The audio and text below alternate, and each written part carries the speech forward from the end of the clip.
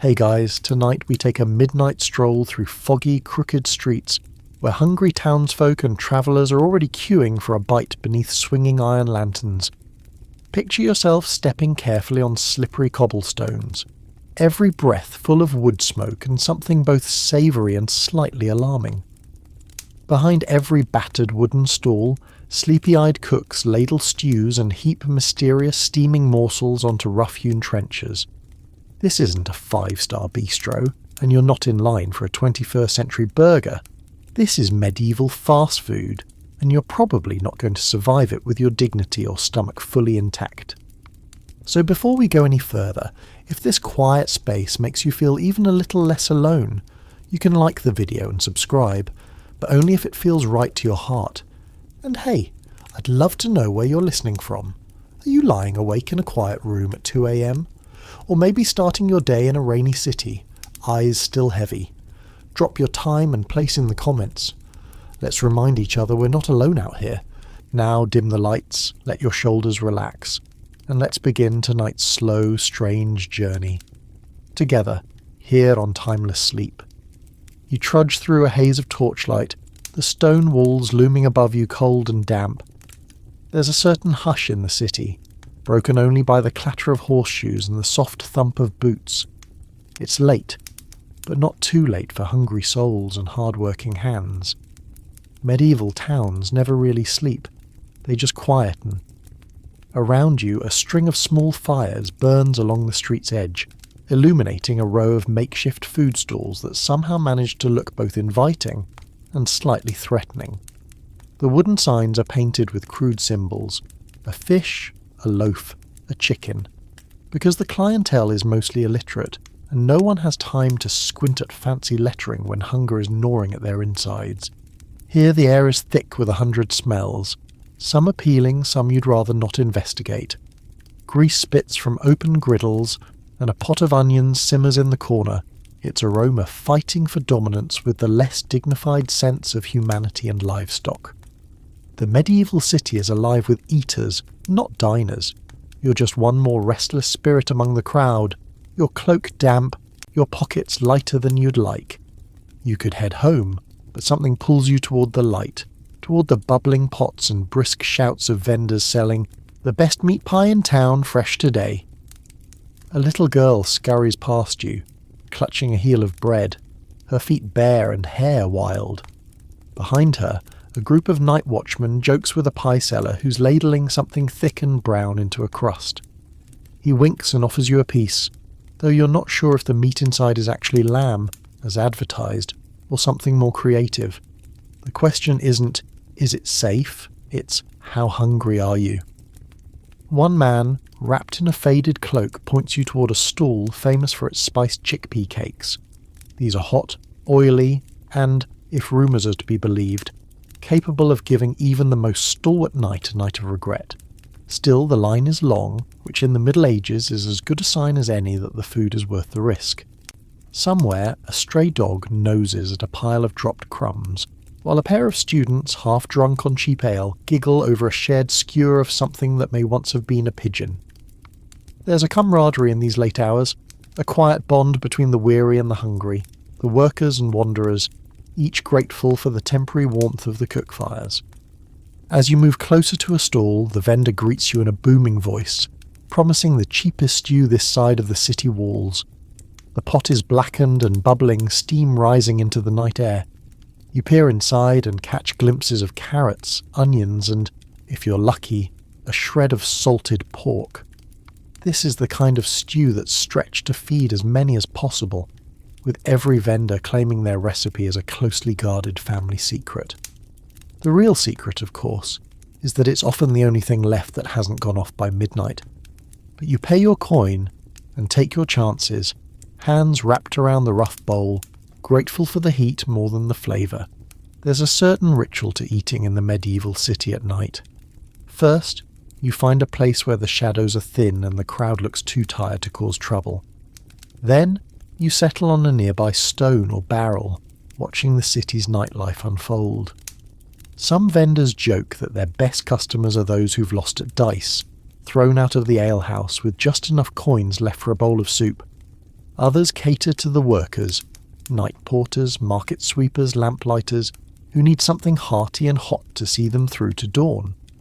You spot a group of dock workers passing around a flat loaf smeared with garlic and a mysterious paste.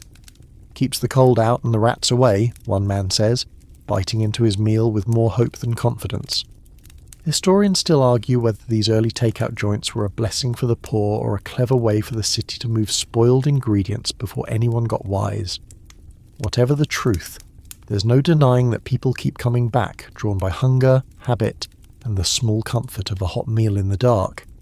Every so often, you catch a snippet of gossip from the next table, or rather, the next overturned crate. Someone claims to have seen the baker add sawdust to his flour. Another brags about finding a chicken bone twice the size of his thumb in last night's pie. The laughter is easy, the insults good-natured. There's a freedom in these street-side eateries, a place where status matters less than your appetite. Tonight you notice a group of students from the nearby university arguing over whose turn it is to buy. They finally settle it with a quick game of knucklebones, the loser forking over his last silver penny for a tray of cheese fritters. The vendor winks and tosses in a small sweet as a reward for their patronage.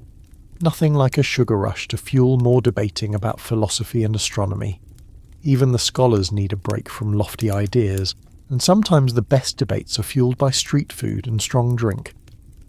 Not far away, a weary mother cradles her baby with one hand while bartering for a bowl of porridge with the other. She counts out a few worn coins, the vendor nodding and ladling a portion into a wooden bowl, careful not to spill a drop.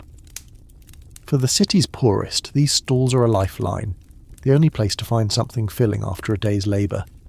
And if the taste is bland, or the meat a bit tough, well, hunger has a way of making everything a little sweeter. Of course, there are the regulars, the men and women who know every vendor by name, who have opinions about which stall uses too much salt or too little onion. They watch newcomers with a kind of gentle amusement, ready to offer advice or a warning if you look lost. Don't try the eel pasties on Thursdays, one whispers as you pass. They're never fresh. Another nods sagely, adding, but the apple turnovers are worth every coin if you're feeling lucky. Sometimes trouble finds its way into the line. A drunk staggers too close to a fire, nearly knocking over a pot. There's shouting, a few harsh words, but soon it's back to business. No one wants to spoil the rare comfort of a hot meal and a friendly face, not when the night is long and cold. The vendors are quick, their hands practised. One flips a patty of something onto a round of bread, slaps on a handful of pickled vegetables and slides it across the counter. Another doles out cups of thin, spiced wine perfect for warming frozen fingers. Every so often, a city official or watchman strolls by, eyeing the stalls with practised suspicion. Some nights, they'll accept a bribe, a slice of pie, a cup of ale, in exchange for turning a blind eye to unlicensed trading. On other nights they crack down, forcing vendors to pack up quickly and disappear into the shadows. It's a dance as old as the city itself, with both sides knowing the rules and the risks. Historians still argue whether these night markets were a sign of urban decay or evidence of resilience and ingenuity among the lower classes. Somewhere in the distance, church bells toll the hour. The crowd shifts, a few people rising to leave, others just arriving. For some, the night is only beginning. A pair of young lovers shares a sweet roll under a doorway, trying to avoid the rain. A travelling minstrel strums a quiet tune, his hat on the ground, hoping for a stray coin or crust. You watch as he's handed a chunk of bread by a kindly vendor, who mutters something about needing music more than money. You take another bite of your stew, letting the warmth seep into your bones. For a moment the world outside fades, the city's noise, its chaos, the worries waiting for you at dawn. There's only the sound of spoons against bowls, the hum of conversation, and the knowledge that you're not alone. Tonight, you're part of something ancient and enduring, a tradition that stretches back to the earliest cities. Maybe tomorrow you'll regret the risk you took with that suspicious meat pie, but for now all that matters is the warmth, the company, and the soft glow of firelight. Your last few coins jingle in your pocket as you consider another helping. The vendor catches your eye, raising an eyebrow in silent question. There's no pressure, no sales pitch, just the understanding that everyone here is seeking comfort in the dark, one bowl at a time. You wipe your hands on your tunic, rising slowly. The night is still young, and the city is full of stories waiting to be tasted. Somewhere, another fire crackles, another stew bubbles, and another hungry soul joins the line. You step out of the light, back into the cool embrace of the city, your stomach full and your spirit just a little lighter. As you disappear into the shadows, you can't help but wonder what tomorrow's menu will bring. For now, though, you let yourself drift, lulled by the gentle rhythms of the city at night. Somewhere, behind you, laughter echoes, soft and steady, a promise that no one here is truly alone. Not tonight. Not in this place where hunger and hope meet beneath the stars.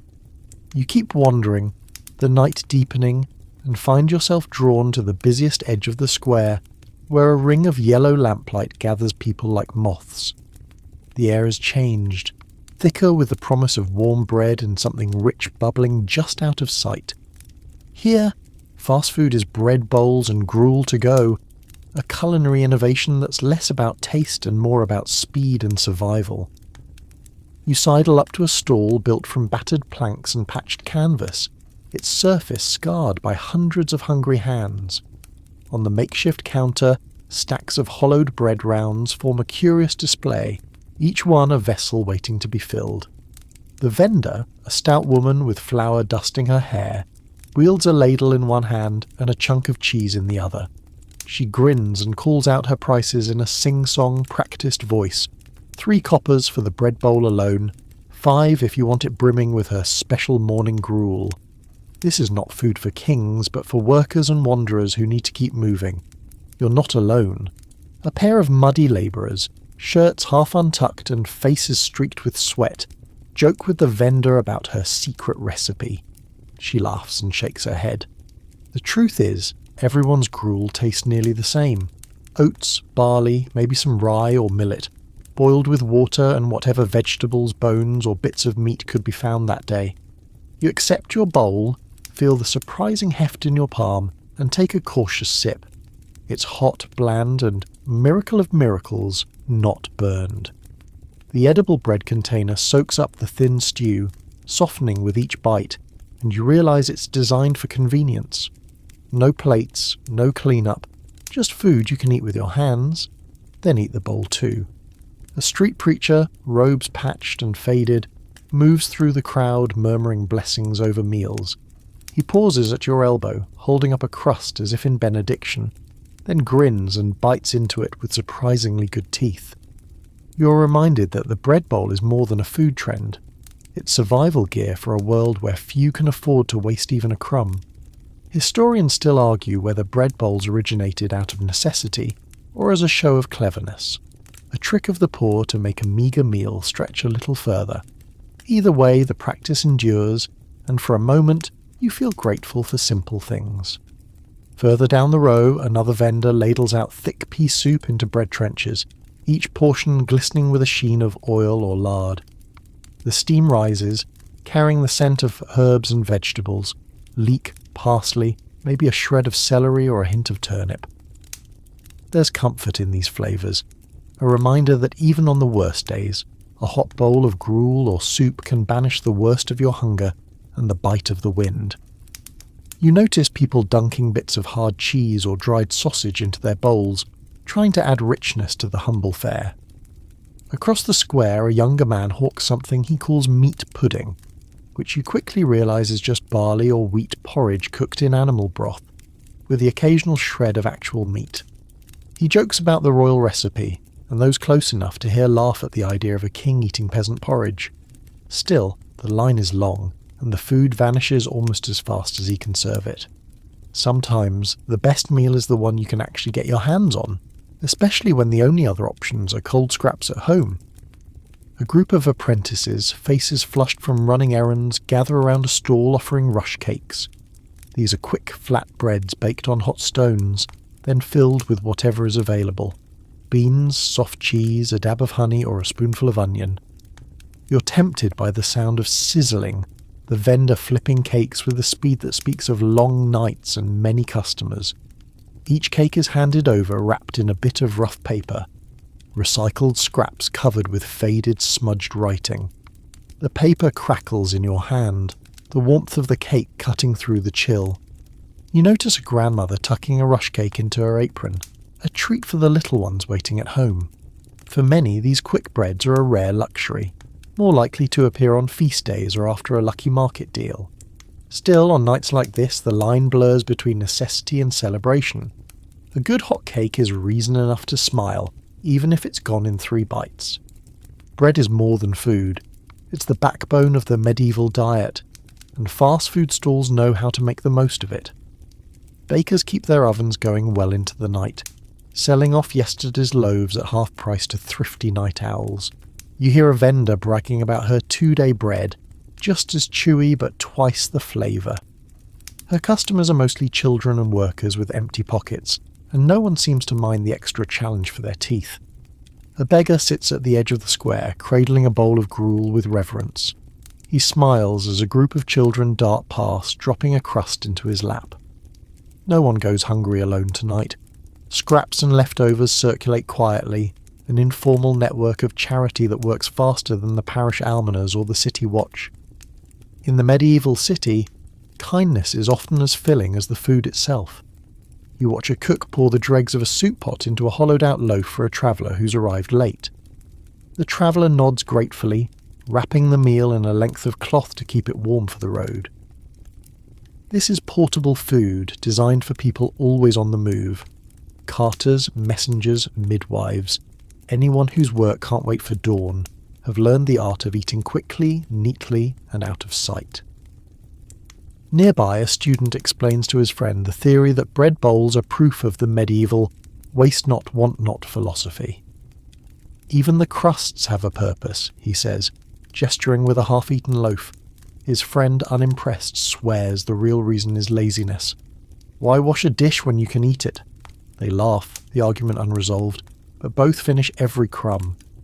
As you finish your own meal, you notice the slow, steady rhythm of the night market. Vendors ladle and pour, hands never idle, always glancing at the line, at the fire, at the bottom of their pots. It's a dance of survival and enterprise. The best vendors know how to keep the queue moving, tossing out jokes and bits of local news with every bowl. Try the pea gruel. Puts hair on your chest, shouts one, or at least it won't take any off. Some customers linger, others hurry off into the night. You see a midwife tucking a bread roll into her bag, her face tired but grateful. An old man sits on the steps nearby, crumbling his bread into a tin cup of broth, lost in thought. Everyone finds their own way to stretch a meal, to make a little go a long way. Historians still argue whether the explosion of bread bowls and portable porridges marks the birth of European fast food, or if it was simply a practical response to the chaos of city life.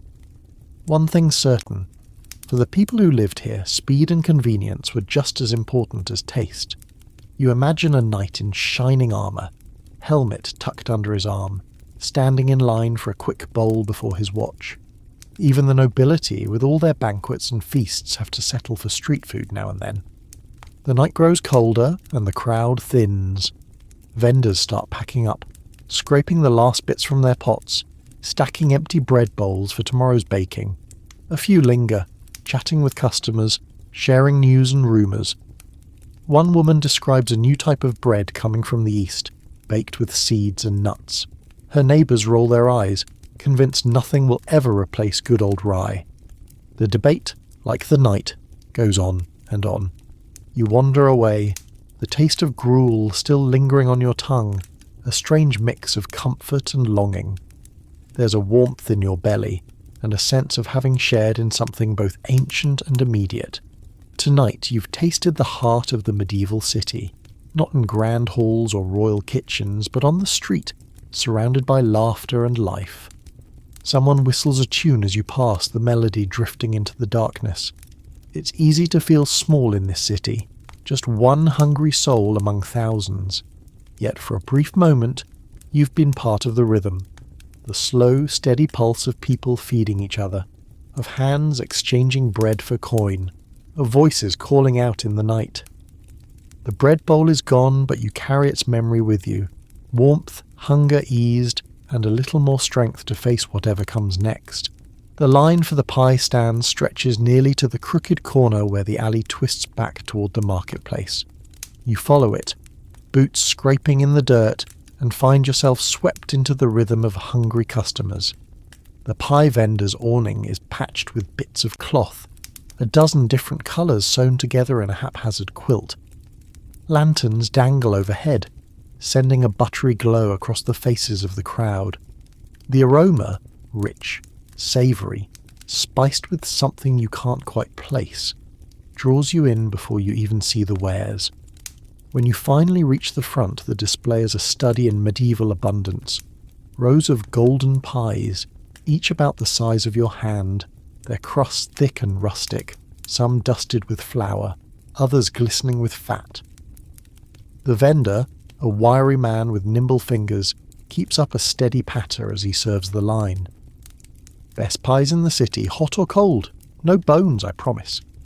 He winks, his teeth shining, and slides a warm parcel onto a square of parchment. You hesitate, peering at the pies. Some are marked with small slashes or symbols. A fish, a little crescent, a star. Each signifies a different filling, or so you're told. Meat pies, fish pies, mushroom pies, pies stuffed with onions, cheese, or, on special nights, sweet apples, and a scatter of currants. But it's the meat pies that everyone wants, their scent nearly intoxicating after a long day. You notice the way customers poke their pies before biting in, as if bracing themselves for a surprise. It's no secret. Medieval pies are as much a gamble as a treat. The filling could be beef or pork or rabbit if you're lucky. If not, you might find a more mysterious blend made from bits of whatever was left at the end of the day. Sometimes, it's said, even the vendor isn't entirely sure. Jokes about four-legged chicken and rooftop pigeon pass between the regulars, and the mood is good-natured if slightly wary. You take a tentative bite. The crust is buttery and crisp, clearly baked fresh this morning, but the filling is a revelation. Peppery, rich, a little earthy. You taste onion, a trace of sage, and, if you're not mistaken, a hint of nutmeg, that rare and expensive spice trickling down the Silk Road in tiny pouches. Even when the meat is a little tough or the sauce suspiciously thick, there's a satisfaction in the blend of textures and flavours. It's food designed to be carried, eaten on the go and shared with a friend. You glance up, catching the vendor's eye, and he grins, already handing the next pie over to a waiting merchant. A group of apprentices crowd the counter, arguing over which filling is best. One swears by the eel pie, good for your constitution and fewer bones than the fish, while another wrinkles his nose, claiming the cheese and leek is the only safe bet. Their banter carries across the square, drawing in a pair of washerwomen who debate the relative virtues of parsnip over turnip as pie fillings. The vendor shrugs, amused. If it fits in the crust and doesn't bite back, it's supper, he says, which draws a round of laughter. At the edge of the crowd, a boy in patched clothes clutches a broken pie, filling dripping down his sleeve. He licks it off without shame, savouring every bite. In the medieval city, pie stands are the great equaliser. Rich and poor alike crave a hot meal in a crust, even if the ingredients remain a mystery. Some vendors brag about secret family recipes handed down for generations, while others just hope to make enough to cover tomorrow's rent. You hear one customer mutter about the stew pie, everything left from last night's stew baked up nice and hot. He grins and the vendor responds, "Better than cold porridge, friend." As you eat, you listen to the stories circulating through the line. Someone tells of a pie contest in the next town over, where a baker was accused of stuffing his crust with hedgehog meat. The scandal lasted for weeks, and the story has grown with each telling.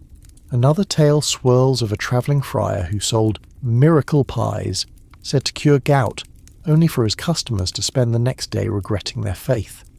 Yet the line never shortens. There's something comforting about a pie, something that feels almost like home, even if home is only a rented room above a noisy alehouse. Not all the pies are savoury. You see a few rare treats, fruit-filled pastries, golden and sweet, bursting with apples and the sharp tang of quince or sour cherries.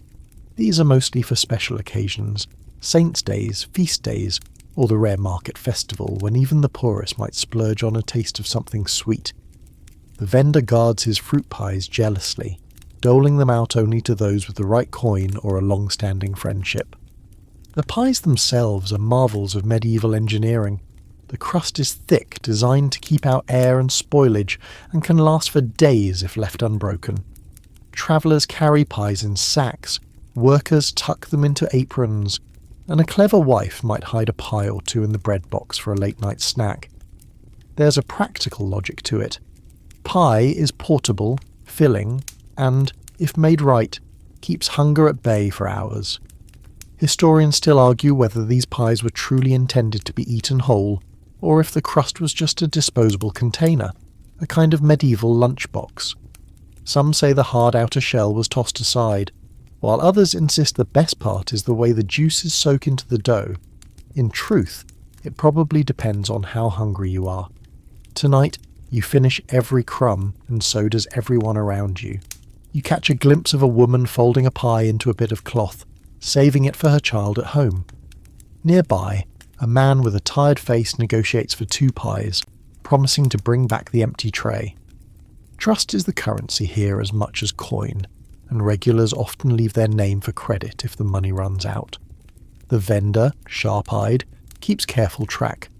Too many unpaid pies, and tomorrow's batch will be thin indeed.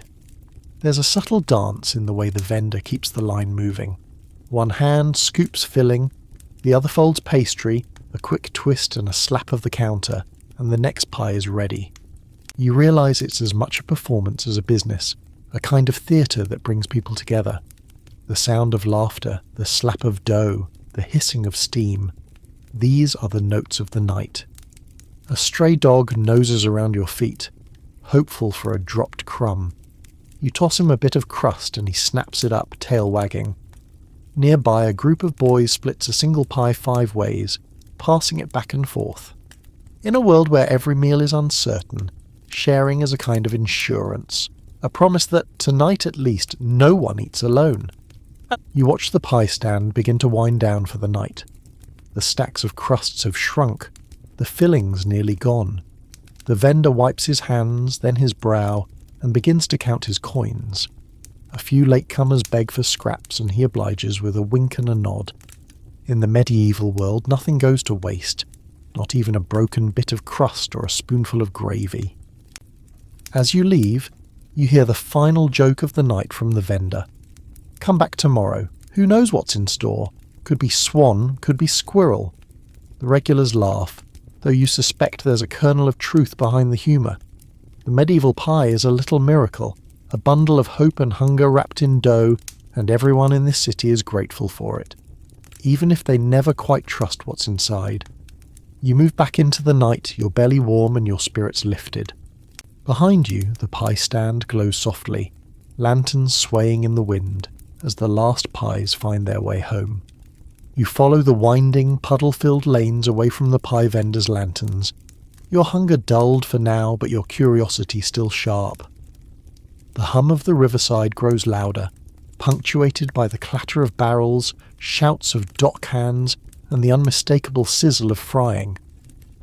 Along the muddy edge of the water, fast food takes on another form, one that feels oddly familiar, yet unmistakably medieval. Here, in the damp chill that creeps from the river, you find the stalls and stands that serve up what just might be the first version of fish and chips. At the heart of the riverside bustle, vendors stand over pans of boiling oil set atop iron braziers.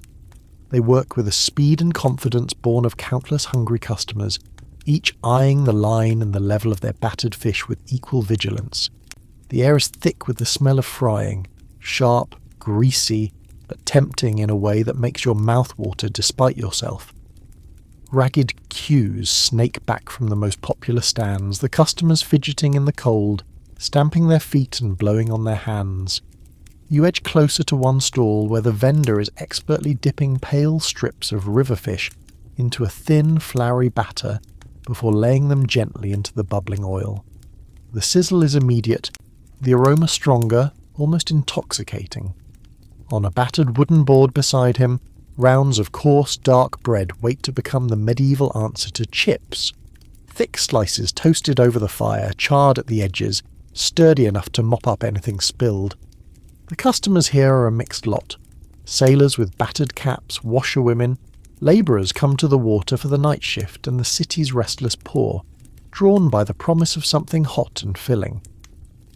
The vendor ladles up a small basket of fried fish, golden and steaming, then tosses it onto a slab of bread before splashing on a vinegar-like sauce made from spoiled wine and herbs. You take your portion with a grateful nod, feeling the rough heat of the food cut through the river's damp chill. You bite into the fish, the outside crackles, the inside flaky and tender, tasting of river and fire.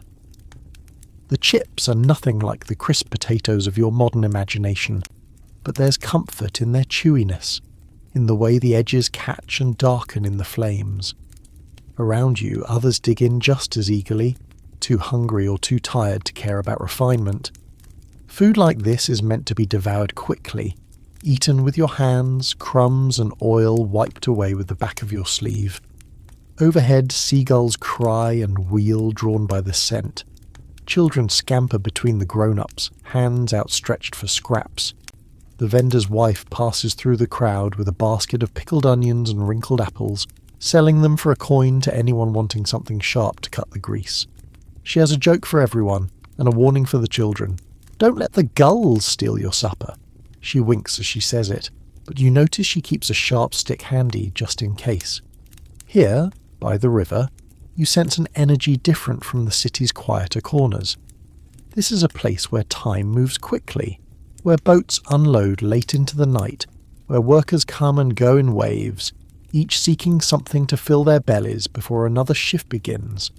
The food has to be fast, portable and satisfying, and if it's sometimes questionable, well, so is the water everyone's standing beside. One old sailor claims the fried fish is good luck before a journey.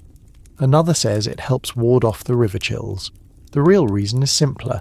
It's cheap, quick, and keeps the cold at bay.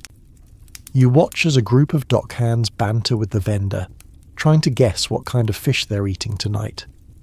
If it swims in the river, we fry it, the vendor laughs. The truth isn't far off. Everything from eel to perch to the occasional carp finds its way into these makeshift kitchens. Some nights there's even a special treat, tiny lampreys or bits of shellfish mixed in when the catch is good. Historians still argue whether these fish stalls were more about necessity or innovation, but everyone agrees that Riverside food has a flavour all its own. A drunk in a patched cloak tries to barter his boots for a plate of food, but the vendor only shakes his head and hands him a heel of bread instead. Generosity runs thin here, but it still exists, at least as long as there's enough to go around. You see a young girl tuck her portion into a fold of cloth for her mother, and a thin, old man savour his meal so slowly it's as if he's determined to make it last the whole night. Occasionally you catch the eye of a city official making his rounds. He peers at the stalls, sniffs the air and moves on, either too tired to interfere or happy to let things be. Everyone knows the best fish is served quickly, eaten faster, and rarely inspected too closely. A bit of grit or a stray bone is part of the risk, but the rewards outweigh the dangers. In a city where the water is as much a threat as a blessing, fried fish is a small miracle. A group of apprentices arrives in a rush, tossing coins on the counter for extra bread and a double dip of the vinegar sauce. The vendor laughs and obliges, splashing on a little extra and giving them a conspiratorial nod.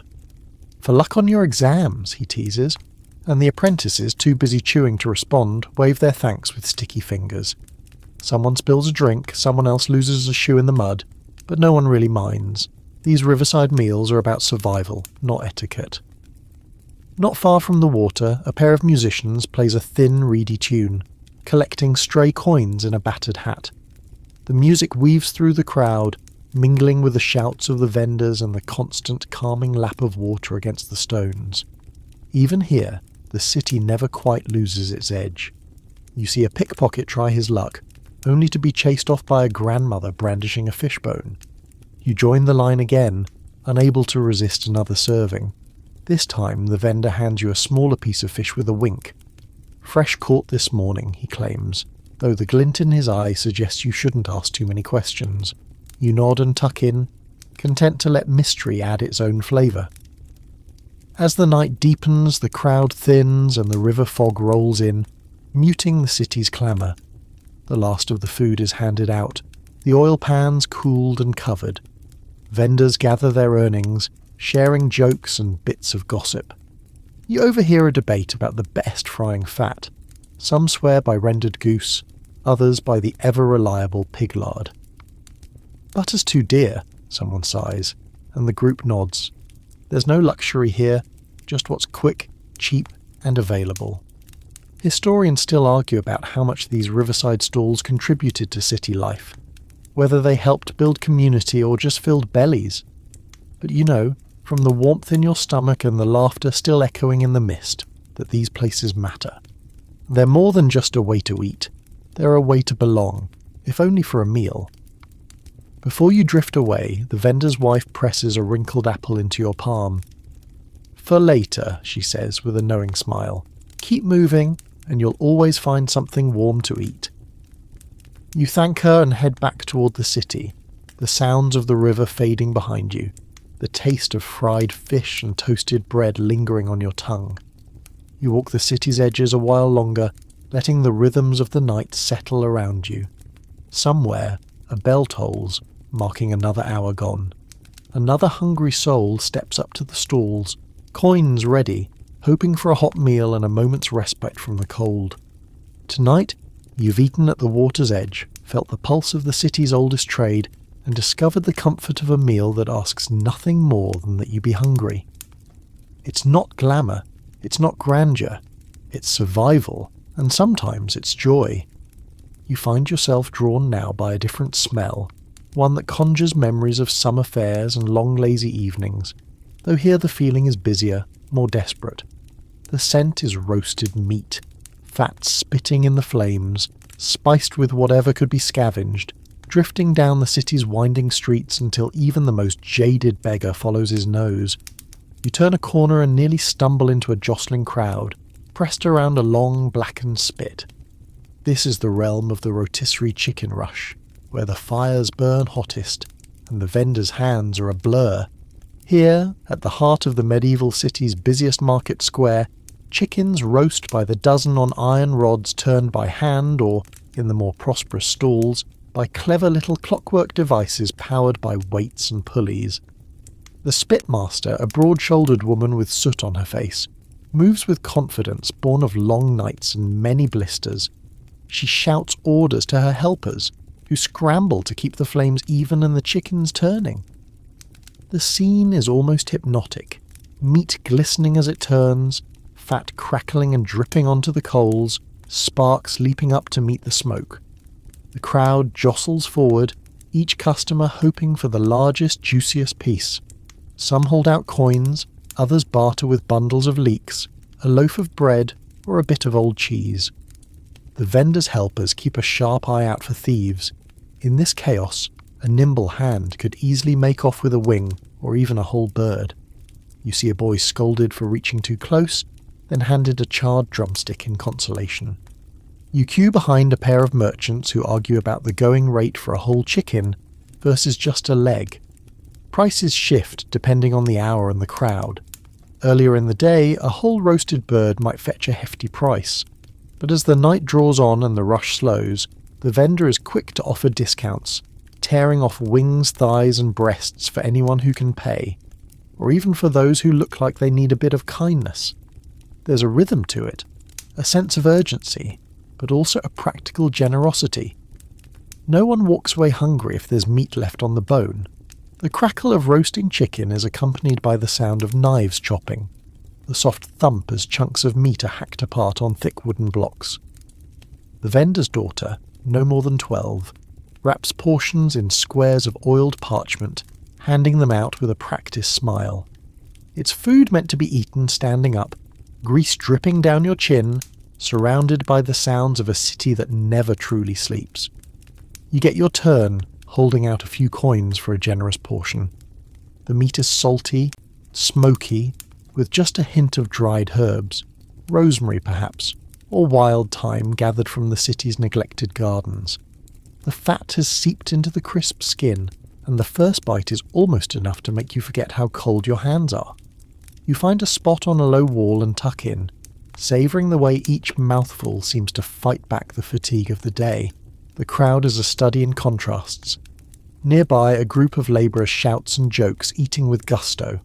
Across from them, a well-dressed clerk picks delicately at his chicken, careful not to stain his fine cuffs. A pair of nuns share a breast, heads bent close in quiet conversation. This is food for everyone, regardless of rank or status. Hunger is the great leveller, and the vendors here know how to feed a city. Some customers try their luck with the Rotisserie lottery, the hope of getting a choice cut at a bargain price. Sometimes the vendor will call out a special, half a bird for half a penny, last of the night. The crowd surges forward, hands waving, coins flying, and in moments the spit is stripped bare. Those left empty-handed are sent away with the promise of soup bones or giblets, nothing wasted. There are lighter moments too. A trio of minstrels arrives singing a silly song about the chicken who flew from the king's own table. Their audience laughs, tossing them scraps and bits of bread. One of the helpers joins in, banging a ladle on a pot in time with the music. For a few minutes the night feels festive, as if the whole city has gathered for a feast. The vendors themselves are a tight-knit crew, sharing stories and trading tips between rushes. You overhear a debate about the best wood for roasting, oak for a steady burn, apple wood for a hint of sweetness. One old man swears by a secret spice blend he learned from a Moorish trader. Another claims it's all about the turning. Slow and steady, that's the trick. Historians still argue whether medieval rotisserie was a culinary innovation imported from the East, or simply a practical solution to cooking for crowds. What's certain is that these stalls keep the city fed, one sizzling chicken at a time. Children dart through the throng carrying pieces of meat back to waiting families. You see a mother tuck a wing into her shawl for a sleeping child, a look of tired gratitude in her eyes. Others gather bones for broth, knowing that every scrap has value. Even the dogs lurking at the market's edge find their share, snatching at whatever hits the ground. As the night wears on, the stalls begin to wind down. The flames are banked, the last chickens stripped clean. The vendors count their coins, wipe their hands, and share the leftovers among themselves. There's a camaraderie here, born of shared labour and the knowledge that, come morning, they'll do it all again. You finish your meal, licking grease from your fingers, and stand to stretch. The smell of smoke and roasting meat clings to your clothes, a souvenir of the night's feast. You watch as a father and son barter for a final piece, their laughter echoing in the chill air. The market is quieter now, the crowd thinning as people drift away, bellies full and worries eased for a little while. You leave the rotisserie behind, walking slowly into the quieter streets. The city is never truly silent, but here, with your hunger satisfied and the warmth of the fire still on your face, you feel a rare peace. The taste of roasted chicken lingers, a memory to carry into the cold, uncertain hours before dawn. Not far from the still glowing embers of the rotisserie, the laughter of late-night drinkers beckons you down a stone-paved alley toward the ever-busy alehouses. Their doors stand open, spilling orange lamplight, voices, and the cosy, yeasty perfume of fermenting grain into the street. If the bread bowl is the handiest of medieval meals and roast chicken the most tantalising, the humble alehouse is where fast food truly transforms, becoming more than just a means to fill the belly, but a ritual, a gathering, and sometimes a gamble. You duck beneath a sagging sign, painted with a frothy tankard, and step inside. The low beams force you to stoop. The rushes on the floor crunch beneath your boots. Within, the warmth is immediate, the air dense with smoke, laughter, and the bracing scent of strong ale. The crowd is a living tapestry. City workers, servants, travellers fresh from the road, a few apprentices boasting loudly, even a minor noble in travel-stained cloak leaning on his walking stick with weary amusement. Everyone cradles a cup, and almost everyone is eating. This isn't a tavern meant for banquets or slow, careful dining. Alehouses move fast, just the way the city needs at the end of a long day. The owner, a broad-faced woman whose voice can be heard above all others, presides behind the bar. She pours ale with one hand and tosses out snacks with the other. Wooden bowls of salted nuts, hunks of brown bread spread with mustard, a scattering of peppered peas, and, always the favourite, tiny dried fish, smoked and salty. A group of stonemasons crowds around a battered table, sharing a platter of hard cheese, onions, and thick slabs of dark bread. A few reach for the house special, tiny savoury pastries stuffed with minced pork and herbs, each about the size of a thumb. You try one, hot, sharp, and so salty you reach for your mug. You soon realise this is no accident. The salty snacks are deliberate, designed to send customers back to the bar again and again. It's a trick as old as the alehouse itself. The barmaid glides through the crowd, balancing a tray stacked with bowls and cups. She flirts and scolds in equal measure, slapping hands away from the fresh cheese, pressing dried apples into the palm of a sleepy apprentice. At the next table, a group of clerks scribbles in ledgers, even as they nibble on spiced bread, their ink-stained fingers never quite losing their grip on the quill or the crust. Their laughter is softer, tinged with exhaustion, but every so often one of them bursts out with a half-remembered story from the day's work, and the others lean in close. There are rules here, unspoken but ironclad. No fighting, at least not until the last round is called. No cheating the barkeep, who remembers every face and every unpaid tab. No hogging the corner seat by the fire unless you're willing to share your meal. The alehouse is a place for unwinding, for eating quickly and talking long, for finding comfort in the company of strangers who, for a few hours, feel like friends. A juggler, half drunk, performs tricks for bread and ale. He tosses 3 apples in the air, catches 2, and bites into the third with a flourish that earns a round of applause. The owner rewards him with a plate of pickled eggs and a sly grin. You wonder how many acts like this pass through each night. Musicians, jesters, even the odd fortune teller, bartering their talents for a handful of snacks and a seat by the fire. On a nearby bench, a weathered man in a battered cloak tells the barmaid he once tasted the king's own venison pie, in a house just like this. She raises an eyebrow and asks if the king liked his pie cold too. The man just winks and dunks his bread into a bowl of dark gravy, licking his lips. No one cares if his story is true. In alehouses, tales are part of the meal. At the bar, the salty snacks keep coming. Peppered chickpeas, slivers of smoked eel, tiny biscuits dotted with black seeds. They're meant to be shared, grabbed quickly, consumed between gulps of ale. Some are so spicy you cough and laugh at the same time. The best way to remember you're alive, one patron quips, red-faced and grinning. Every time your cup is half empty, the barmaid is there, ready to refill or to tempt you with a bowl of something new. It's an endless cycle. Drink, snack, laugh, repeat. In the corner, a pair of merchants negotiate over a tray of bread and cheese. Their whispers are serious, but their eyes dart to the snacks. Business conducted on the side, but pleasure the real reason for lingering. A group of sailors nearby polishes off a plate of fried dough strips, each piece still glistening with oil. Brings luck before a voyage, one insists, though his shipmates only roll their eyes and order another round. Historians still argue whether the alehouse was the true social heart of the medieval city, or if it was simply a necessity, somewhere warm to drink and eat cheaply. But standing here, you sense it's both. For those without kitchens, without families, without anywhere else to go, the alehouse is a second home. Even the lonely find laughter here. Even the anxious find a moment's peace. The menu shifts as the night rolls on. Early it's bread and cheese, hearty pastries, and stews thick enough to eat with your fingers.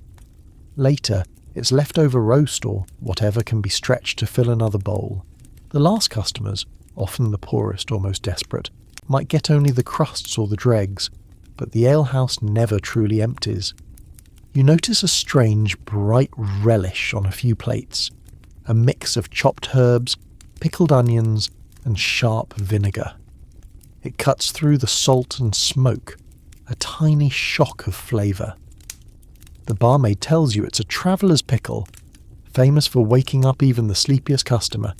She winks and warns you not to ask for the recipe, not unless you've made your peace with garlic.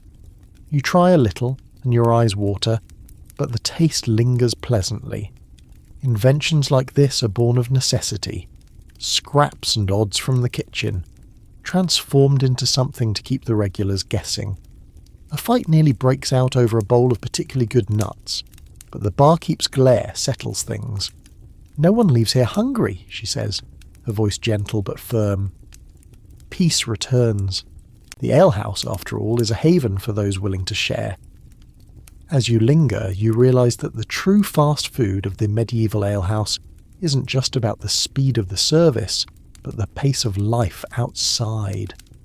The world presses in. Work, hunger, cold. And here, for a moment, it's possible to let go. The snacks are small, the drinks flow steadily, and time stretches out just long enough for another round, another laugh, another story. A battered bell above the bar rings softly. The crowd begins to thin, customers settling tabs or trading the last of their coins for one more slice of bread.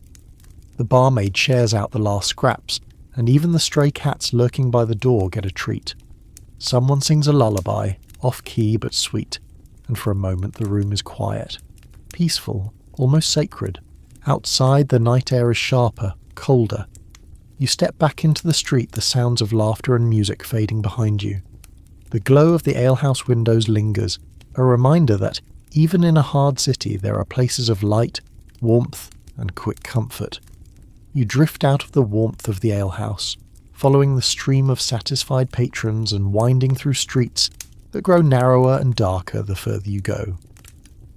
But hunger in a medieval city is relentless, and where there are people, there will always be more food waiting to tempt the senses.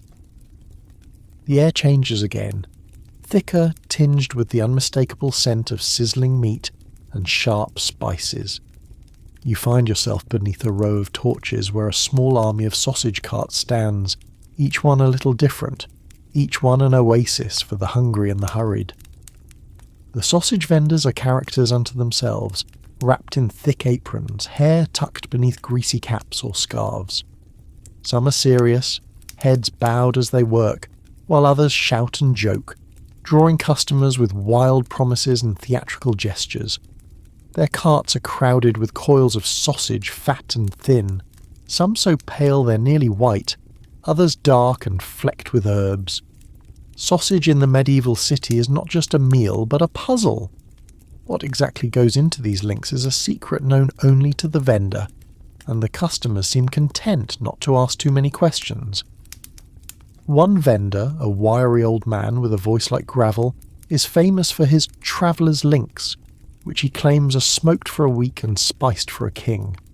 You watch as he slices thick rounds of sausage onto rough hunks of bread, then slathers them with a tangy mustard that bites the tongue and stings the nose. You hand over your coin, and he leans in close, whispering that tonight's batch is made with something a bit wild. You take your first bite cautiously, the skin snaps beneath your teeth and the filling is rich. Pork surely, but with an edge of something herbal, something earthy and sharp. The crowd here is lively. Apprentice butchers joke with bakers' boys, both eager to grab the freshest links before the best cuts run out. A nursemaid, cloak drawn tight, orders 2 sausage rolls to tuck into her basket for the night shift at a wealthy merchant's house. The vendor slips her an extra slice. "For the babe," he says, and she smiles in weary gratitude. This is a meal that travels, eaten standing, wrapped in cloth for later, stuffed in a pocket for the road. A group of masons debate the merits of blood sausage versus spiced beef links. "Blood sausage will put hair on your chest," one boasts, while another retorts, "and holes in your boots if you eat it too fast." The laughter is loud, and even the rival vendors join in, hurling playful insults across the lane. The competition is fierce but friendly, each cart vying for a little more business, a few more coins before the night ends. You move from cart to cart, sampling as you go. One offers a sausage with hints of apple and onion, the sweetness balancing the salt. Another hands you a skewer of small spicy links, warning that the heat will chase the frost from your bones. You're not disappointed. The flavour is intense. The warmth spreads down your throat and into your chest, a perfect antidote to the chill air. The sausage trade has always thrived in the shadows of the city. These carts are quick to appear at the end of a busy workday, or as crowds spill out from the churches and fairs. Their appeal is simple. They turn cheap, tough cuts and scraps into something delicious. Historians still argue whether sausage making began as a clever way to preserve meat, or simply to disguise what couldn't be sold fresh. Either way, in a world where nothing is wasted, sausage carts are a monument to ingenuity. As you savour another sample, a smoked link with a hint of juniper, you overhear a pair of vendors comparing recipes. One guards his secret blend fiercely, while the other boasts that his mother's recipe uses 7 different herbs and not a one from the market. Recipes are family heirlooms, passed down through generations but always evolving. Tonight's blend might be different from last week's, depending on what was available, what could be traded or what had to be hidden. A joke drifts through the crowd. If you want to know what's in a sausage, you're better off not asking. There's truth in the humour. The city's butchers, tanners and farmers all have their hands in the sausage trade, and every cart has a story of some creative substitution. Partridge for pork, beans for beef, or, on the hardest days, breadcrumbs and herbs making up the bulk of the filling. You realise that eating sausage here is an act of trust, a faith in the vendor, in the city's rhythms, and in your own resilience. As the hour grows late, the mood around the sausage carts grows more relaxed. The initial rush is over, and regulars linger with vendors, sharing news and gossip. A woman with a basket of herbs trades a bundle of fresh sage for a link of sausage. 2 old friends split a crusty roll, reminiscing about a festival years ago when the sausages ran out and the whole crowd rioted until a clever vendor appeared with a new batch, still steaming from the pot. One cart offers a specialty, liver sausage wrapped in cabbage leaves then baked in the embers. You try a piece, surprised by the softness and the rich, iron flavour. Good for your blood, the vendor insists, tapping his chest with pride. Another cart features sausages stuffed with dried fruits and nuts, a treat reserved for feast days or wealthy customers. You watch as a well-dressed woman buys a dozen, slipping a coin into the vendor's hand with practised discretion. The alley is alive with energy, the smells of spice and smoke, the glow of torches reflecting off iron pans. Even as the night deepens, new customers arrive.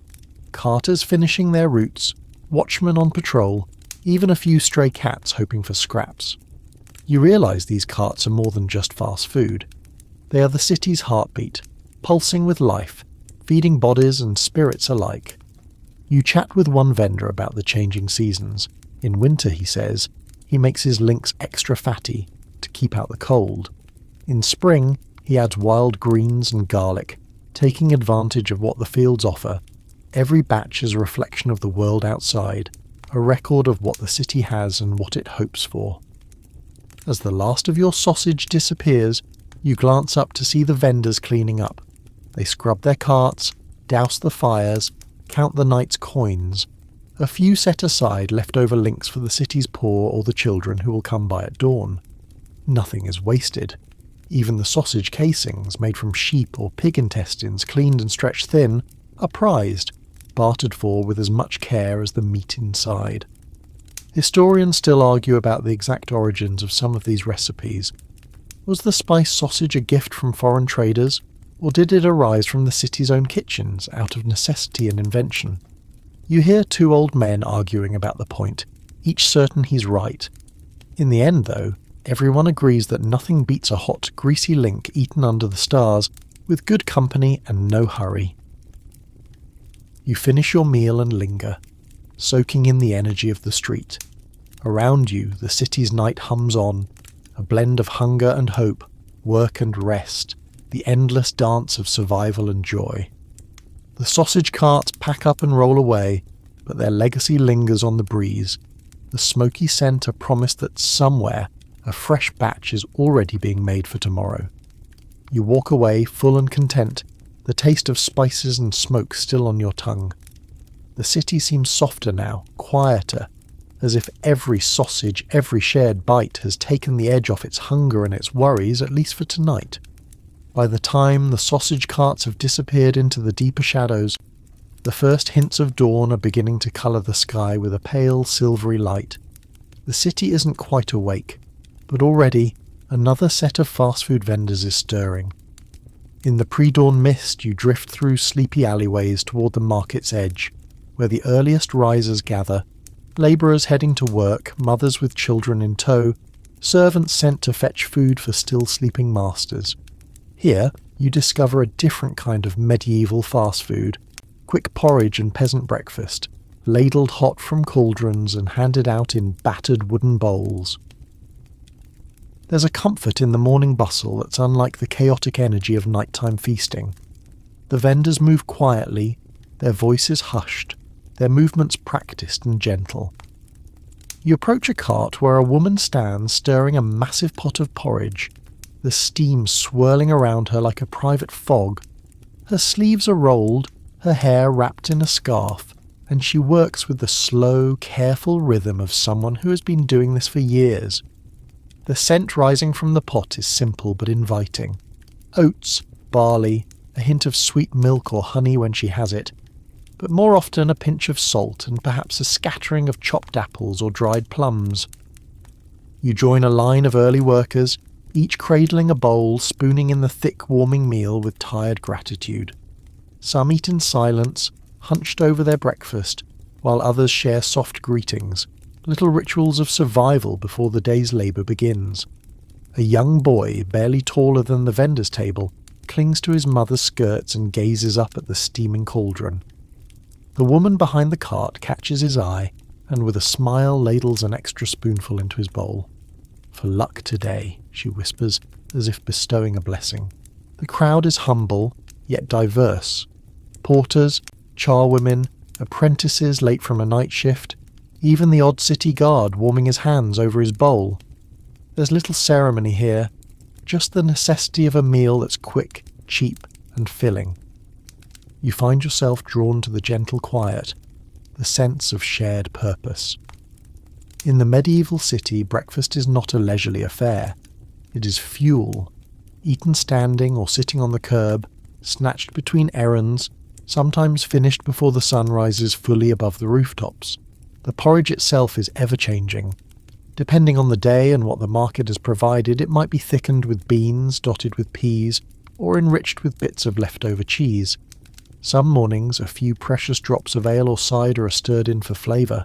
If someone is truly lucky, the vendor might crumble a crust of bread or a slice of bacon over the top, transforming the plain meal into something hearty. On festival days, the porridge is sometimes sweetened with honey, raisins, or a spoonful of jam, but most days the taste is plain, the comfort steady and reliable. Nearby, a group of young apprentices crowd around a second vendor's cart. This one specialises in quick-cooked eggs, boiled to just the right consistency, and served with small rounds of rye bread. The vendor, a thin man with clever fingers, has a trick for peeling eggs in a single motion. He cracks, rolls, and slides the shell off with such speed that the boys cheer every time. He laughs and hands out the eggs still steaming, with a pinch of salt and a friendly warning, "Eat fast or you'll be late." One apprentice swears the eggs are the secret to passing his master's exam. Another claims they keep away the market cough. The vendor grins, repeating the old wisdom, "A good breakfast can't solve all your troubles, but it might just give you the strength to face them." You watch as they tuck their bread and eggs into cloth bundles, slipping off into the dawn with renewed energy. A woman nearby serves up a different specialty. Barley cakes, hot from a cast-iron pan, brushed with lard and sprinkled with herbs. Her cakes are crisp at the edges, soft inside, and perfect for wrapping around bits of cheese or sausage left over from the night before. The regulars know her well, and she keeps a special pile of cakes ready for the oldest labourers, some of whom have been coming to her cart for decades. As you move from stall to stall, you notice the small acts of kindness that define the morning market. A mother buys an extra bowl of porridge for an elderly neighbour. A group of boys pool their coins to buy a single cake, splitting it into uneven pieces and sharing with a stray dog who's learned where breakfast is always found. Even the vendors themselves exchange small gifts, a wedge of cheese here, a handful of onions there, each transaction more about community than profit. There's a practical wisdom in these routines, honed by centuries of hardship. Historians still argue whether medieval breakfast was born of necessity or tradition, whether the fast, simple meal reflects a lack of resources or an appreciation for the preciousness of time. Either way, it is clear that for many these quick breakfasts are the difference between starting the day hungry or hopeful. You savour your own bowl of porridge, letting the warmth spread through you. The city feels softer in the morning, the sharp edges dulled by sleep and the promise of a new day. The distant bells begin to ring, calling workers to their posts, and the pace of the market picks up. Vendors call out their wares, and the air fills with voices, laughter, and the clink of coins. One vendor begins frying onions in a shallow pan that smells sharp and sweet. He offers market omelettes, folding eggs around whatever scraps of vegetables or bits of meat are left from the night before. The result is rough and rustic, but the crowd around his cart grows with each passing minute.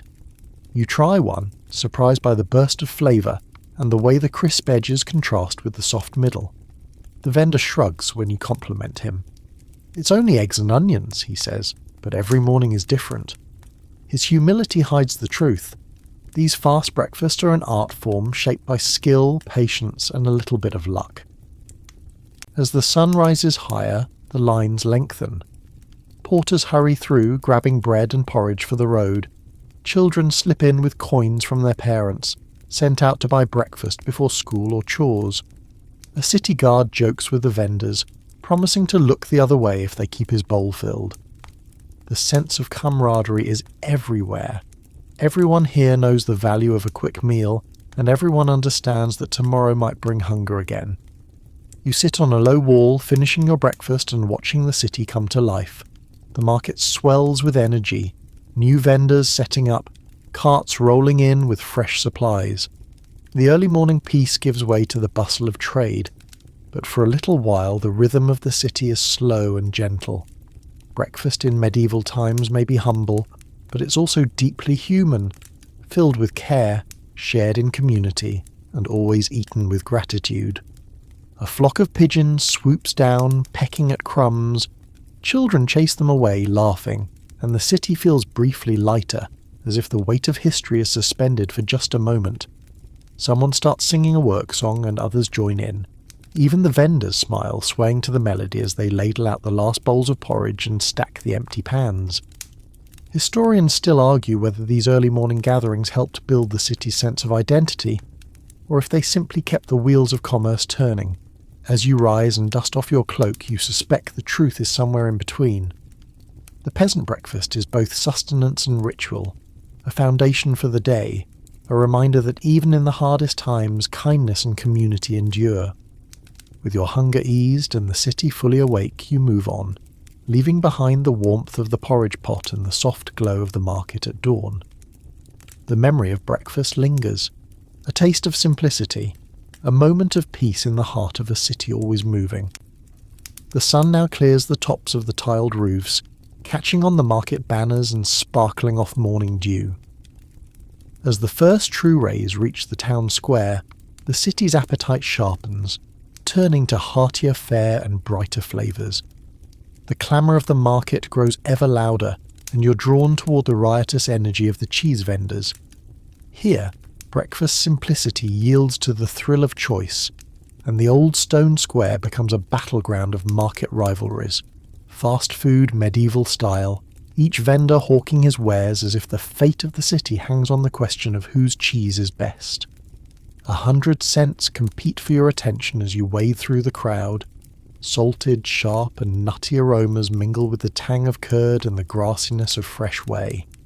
Cheese sellers shout above the noise, their carts loaded with wheels and wedges, baskets and rounds, each one stacked in proud pyramids or draped in muslin cloth. Their voices rise. Best cheddar in all the Shire. Fresh goat cheese, soft as a lamb's kiss, blue as a summer sky.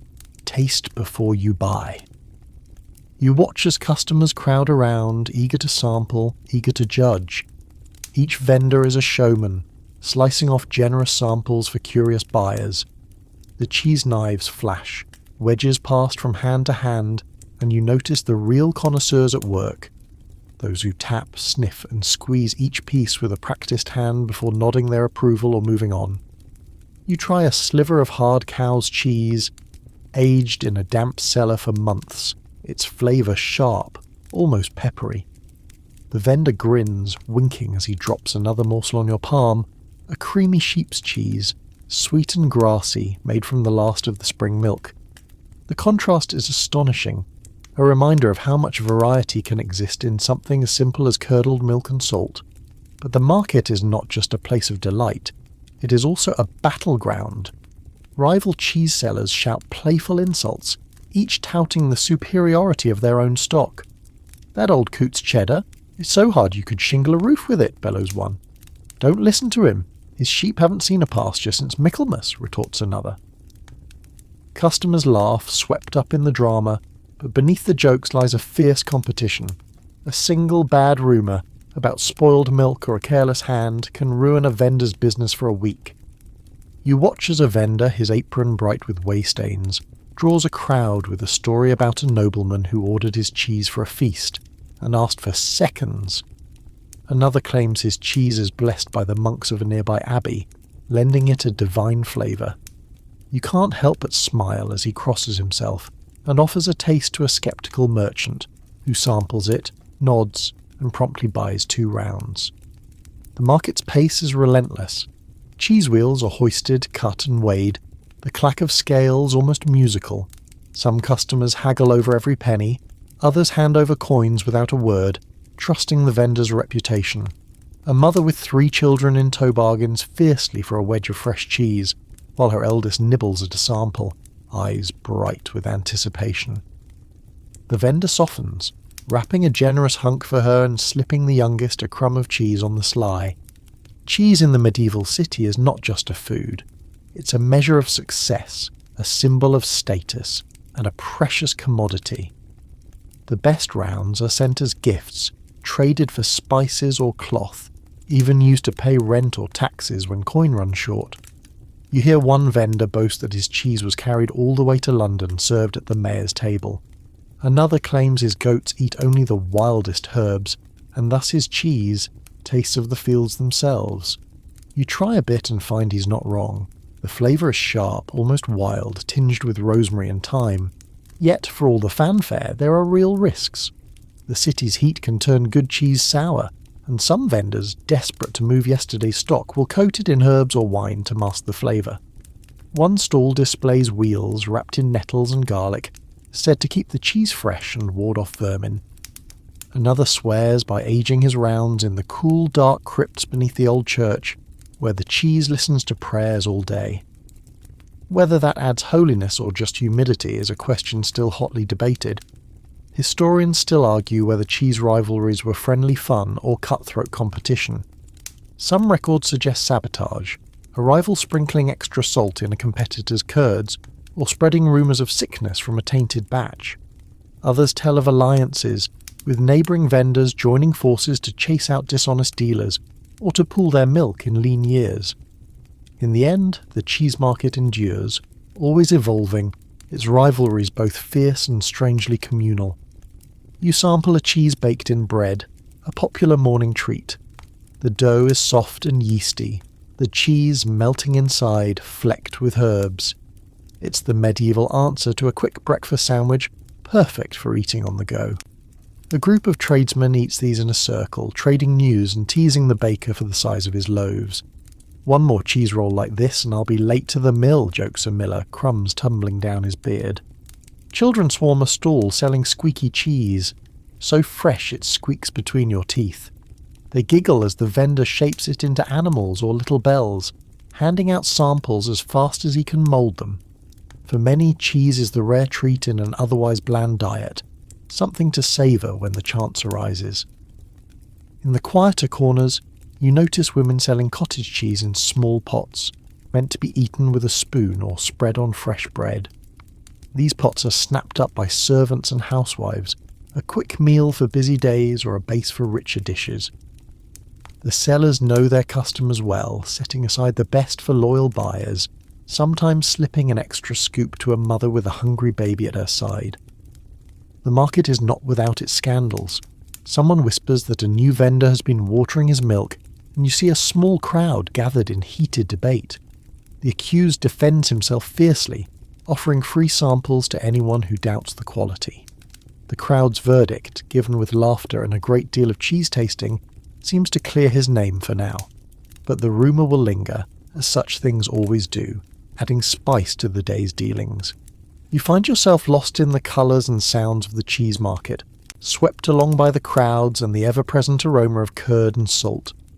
You nibble another sample, sharper this time, almost blue in colour, and the vendor tells you it's been aged in a cave outside the city, turned every day for a year.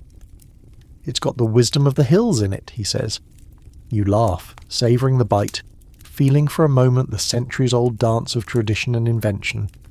As the morning gives way to afternoon, the cheese market winds down. The best rounds are gone, the samples fewer, and the vendors' shouts grow tired. Still, the last buyers linger, hoping for bargains, and the regulars gather for one last slice before heading home. The market square empties slowly, the echoes of rivalry and laughter hanging in the air. You carry your own prize, a chunk of hard, nutty cheese wrapped in linen, into the brightening city. The flavour lingers, a reminder of the market's vibrant chaos and the pleasures of a fast meal, hastily eaten but long remembered. In the medieval city, fast food is more than just a bite on the run. It's an experience, a connection, and sometimes a story to tell. As the morning presses toward noon, the rhythm of the market pulses with new energy. Vendors swap out empty baskets for those brimming with a fresh haul, and you find yourself drawn toward the riotous stalls of the fruit sellers and candied treat hawkers, perhaps the most colourful corner of medieval fast food. Here, the fare is lighter, glossier, more fleeting than bread or cheese, yet somehow just as essential to the city's mood. If you thought medieval people didn't have a sweet tooth, you'd be proven wrong in moments.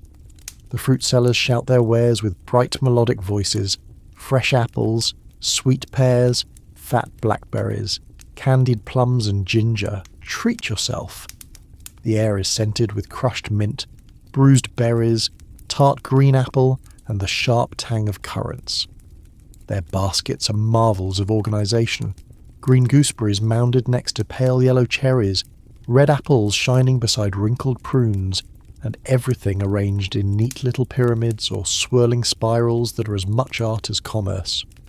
You see mothers with small children crowding around the stalls, fingers sticky from sampling samples the sellers offer freely. A girl with hair like wheat inspects a peach, breathing in its perfume before surrendering her coin. The vendor rewards her with a candied plum, dusted with sugar and shining like a tiny jewel in the sun. Two apprentices split a pouch of dried figs, making the little morsels last as long as possible. Not far away, a baker's wife haggles for a basket of blackberries, planning to fold them into tomorrow's morning bread. In medieval times, fruit is not simply food, it is both medicine and luxury, sometimes a mark of status, and often the closest thing to dessert most people will taste. The freshest fruit is precious and seasonal, plucked early in the morning from gardens or orchards beyond the city walls, carried in on carts or tied up in the hems of aprons. Riper, softer or bruised fruits are sold more cheaply, sometimes boiled down with honey to make preserves or syrups, or turned into fast food treats by the candied fruit sellers. You watch as one elderly vendor, her hands swift and sure, slices pears into a bubbling pot, mixing them with wine and honey, then tossing in bits of cinnamon bark and a squeeze of lemon. The mixture is ladled out into wooden cups, hot, sweet and tangy, an instant pick-me-up for any weary shopper. Her neighbour is more theatrical, dipping orange peels into thick syrup, rolling them in sugar, and snapping off a piece for a waiting customer. To cure melancholy, he claims, or just to sweeten a sour tongue. The line at his stall is proof enough that even in hard times people crave small comforts. Children are everywhere here, clutching cored apples or candied nuts, trading bites and laughing as they dare one another to try the sourest gooseberry or the most bitter green walnut. A little boy bursts into tears after a bite of sugared lemon, only to be comforted by a honeyed fig pressed into his palm. The fruit sellers know their customers well. They dole out the tartest treats to bold children, the softest berries to tired mothers, and the juiciest apples to old men with few teeth but deep pockets. One stall specialises in preserved fruits, apples and plums cooked down until soft and thick, then spread onto thin cakes and left to dry in the sun. The resulting leather is chewy and sweet, wrapped in linen and sold to travellers who need food that won't spoil. A merchant, loading his mule for a long journey, buys a half dozen, tucking them alongside salted beef and hard cheese. Best food for the road, the vendor assures him, and you'll arrive with a smile instead of a scowl. It's not just fresh fruit on offer. Candied treats, rare luxuries in the medieval world, are a fast food with a devoted following. When sugar is scarce, honey or even thickened grape must fills in, coating almonds or walnuts and binding clusters of seeds into sticky, satisfying bars. The sellers slice pieces with oiled knives, wrapping them in parchment to be tucked into pockets or sleeves for a midday snack. Young scholars from the nearby school pool their coins for a tiny bag of sugared hazelnuts, eating them one at a time as if they were gold. Historians still argue whether these candied treats were an indulgence reserved for the upper crust, or if clever city dwellers found ways to make and enjoy them on feast days and holidays. Some recipes call for imported spices, ginger, cloves, even a trace of black pepper, while others make do with nothing more than a drizzle of wildflower honey over toasted oats. You hear a debate break out between two old women over whose grandmother made the best candied violets, each swearing by her own family's secret technique. Not all fruit is eaten out of hand or turned into sweets. Some is sliced atop flatbreads or folded into pies, especially in summer when berries threaten to overrun the market. A pie vendor sets out trays of tarts, apple and quince, plum and currant, selling them by the slice for a few coins. The tarts are glossy, glistening in the sunlight, their crusts as flaky as any noble's pastry chef could manage. The fruit sellers are not above showmanship either. One balances a pyramid of oranges so high that customers gather just to watch him build and rebuild it, cheering when a stray breeze threatens to topple the whole structure. Another claims her strawberries will bring love to any table, offering a handful to a bashful baker who only laughs and hands over his coin. The playful spirit is infectious. Even the gruffest customers leave the stall smiling. There are warnings too. Overripe fruit can quickly spoil in the heat, so sellers are careful to push the softest peaches and plums first, offering bargains and even giving some away to children rather than see it wasted. You see a few clever vendors slicing bruised apples and simmering them with wine and spice to make a kind of market compote, ladled into rough cups for those needing a warming drink. The scent of cinnamon and apple drifts on the breeze, sweetening the air and drawing more customers. In the midst of the chaos, a frail old man shuffles up to a stall asking for a few prunes. The vendor, recognizing a regular, wraps them gently and adds an extra handful. "For your health, grandfather," she says, and he smiles in thanks, disappearing into the crowd with his small treasure.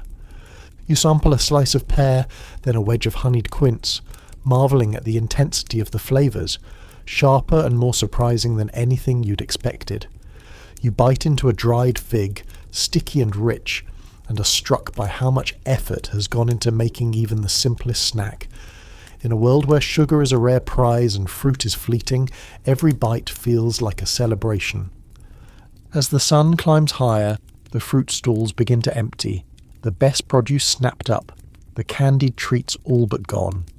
Children linger, hoping for one last taste, while servants hurry off with baskets for their employers' tables. The vendors, tired but cheerful, count their coins and share a few treats among themselves, swapping stories and gossip as they pack up. The market square, once bursting with colour, begins to quiet as lunchtime approaches.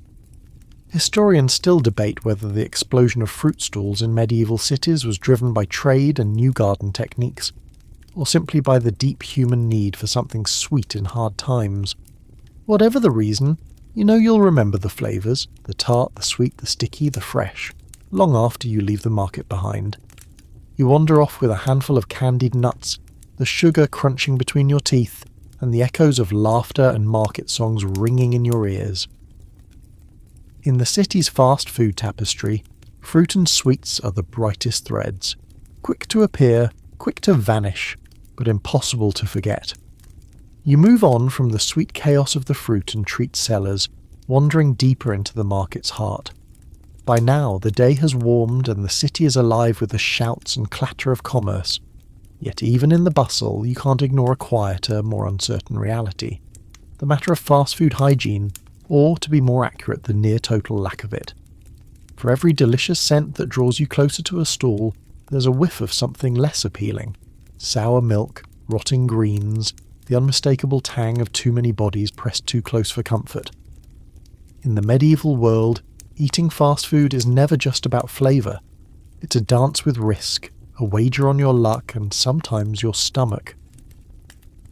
The first hint comes as you pause by a vendor selling fried onions and cheese. His food is popular, the line long, but you notice the pans haven't been scrubbed since sunrise, their insides blackened and sticky with layer upon layer of yesterday's meals. Bits of old food cling to the handles, grease spatters the stall's wooden frame. The vendor wipes his hands on an apron that's seen better days, grins, and offers you a slice. You accept, trying not to think about what else those hands might have touched. Nearby, a woman at a porridge cart is too busy serving to clear away old bowls. Used spoons lie scattered on the cart's edge, sticky and waiting for a rinse in the same basin of water she's using to thin her morning stew. Children run up with their own bowls, hoping for a refill, and she obliges, barely pausing to wipe the rim before handing the bowl back. Customers eat hungrily, more concerned with filling their stomachs than with germs no one yet understands.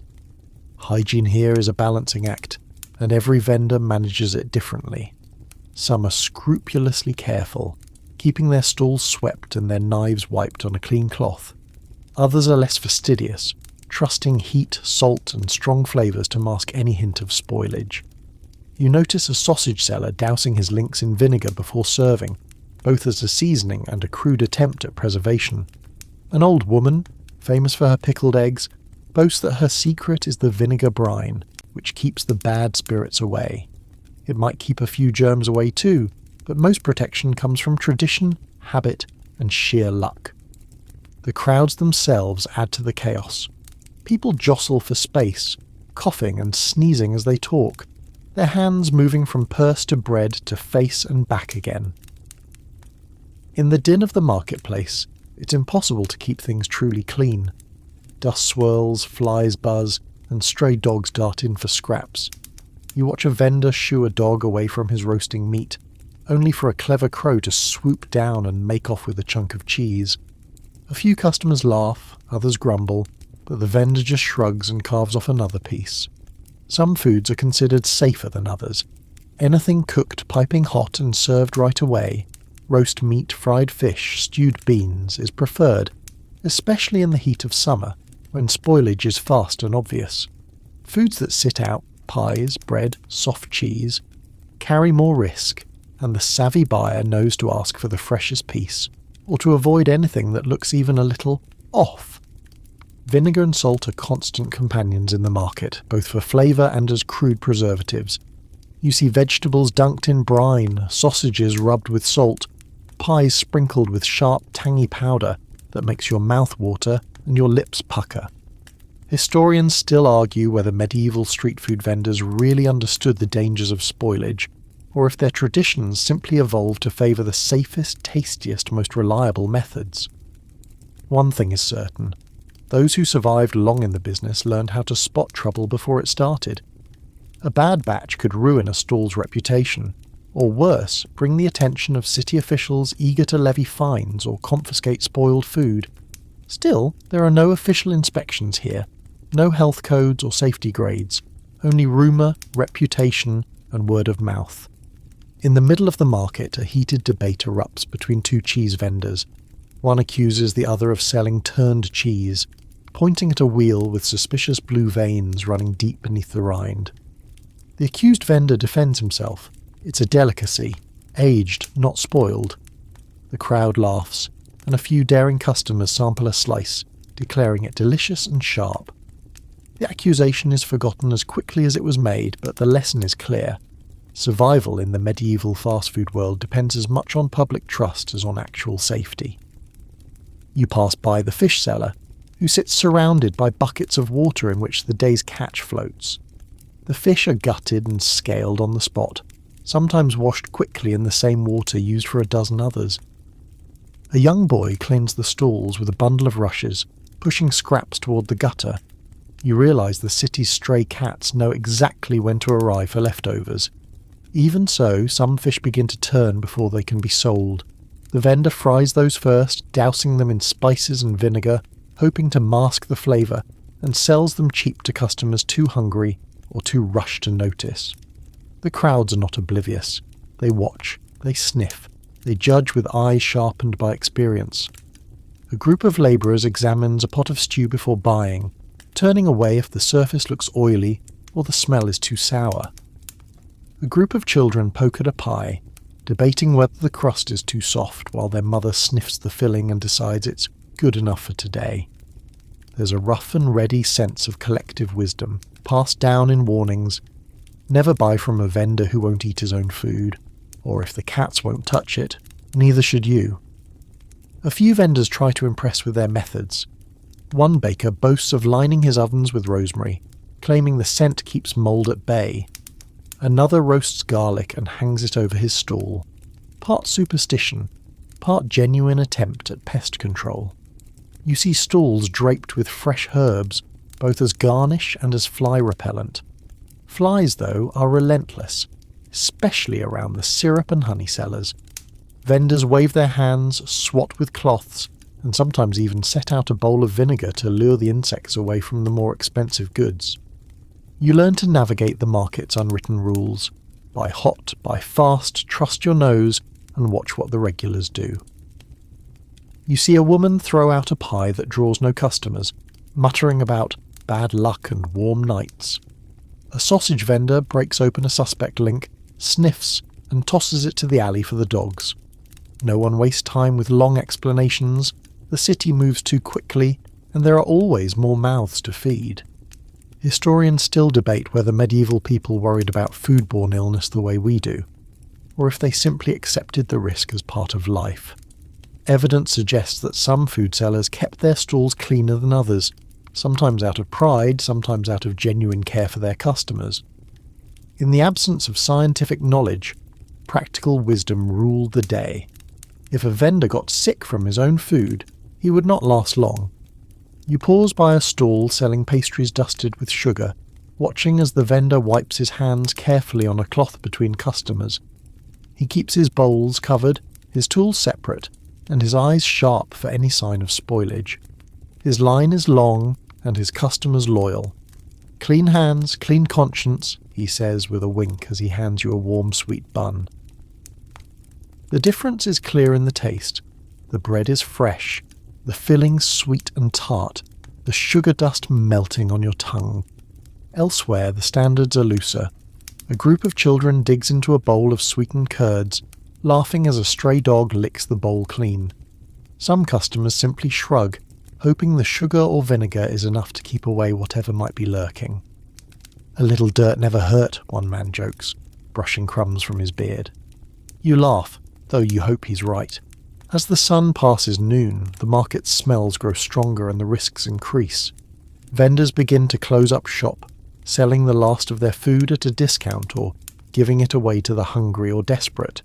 Anything left unsold will likely be lost by evening, fed to animals, tossed in the gutters, or carried home by the vendors themselves. The constant churn is its own kind of hygiene. Nothing stays still long enough to spoil completely.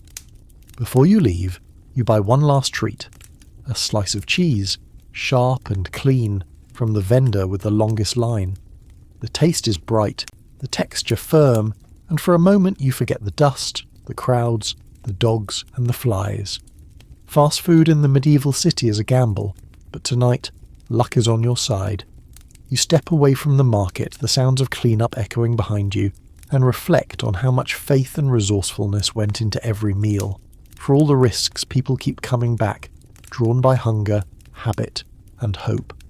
And always, by the small daily miracle of finding something hot and satisfying in a world that moves too quickly for comfort. The afternoon wears on and the market's clamour shifts. The main rush of hungry crowds slows to a gentle trickle, yet if you listen, you'll catch the sound of hurried footsteps darting between the alleyways and narrow streets, young runners, delivery boys, and girls weaving through foot traffic, carrying food wrapped in cloth or tucked in baskets. Medieval food delivery, you realise, is not just a convenience for nobles, but a whole hidden world of speed, efficiency, and creative problem-solving. You spot a pair of boys, perhaps 10 or 11, racing down the lane with careful haste, each balancing a tray of pies and tankards, dodging a vegetable cart with practised ease. Their movements are graceful in their own scrappy way. They duck and weave, leaping over puddles and squeezing past clusters of gossiping merchants. Their errands are not for themselves but for others, the masters, apprentices, invalids, and wealthy housewives who, for reasons of status or simple exhaustion, prefer their food brought to their door. You follow the runners at a safe distance, curious about their world. Delivery is an art, a juggling act of speed, memory, and trust. A misstep means spilled stew or a dropped tart, and with it, the risk of a docked wage or a furious customer. The boys are used to the obstacles of the city. They slip between shop doors, duck beneath drying laundry, and even climb over low fences to cut minutes from their route.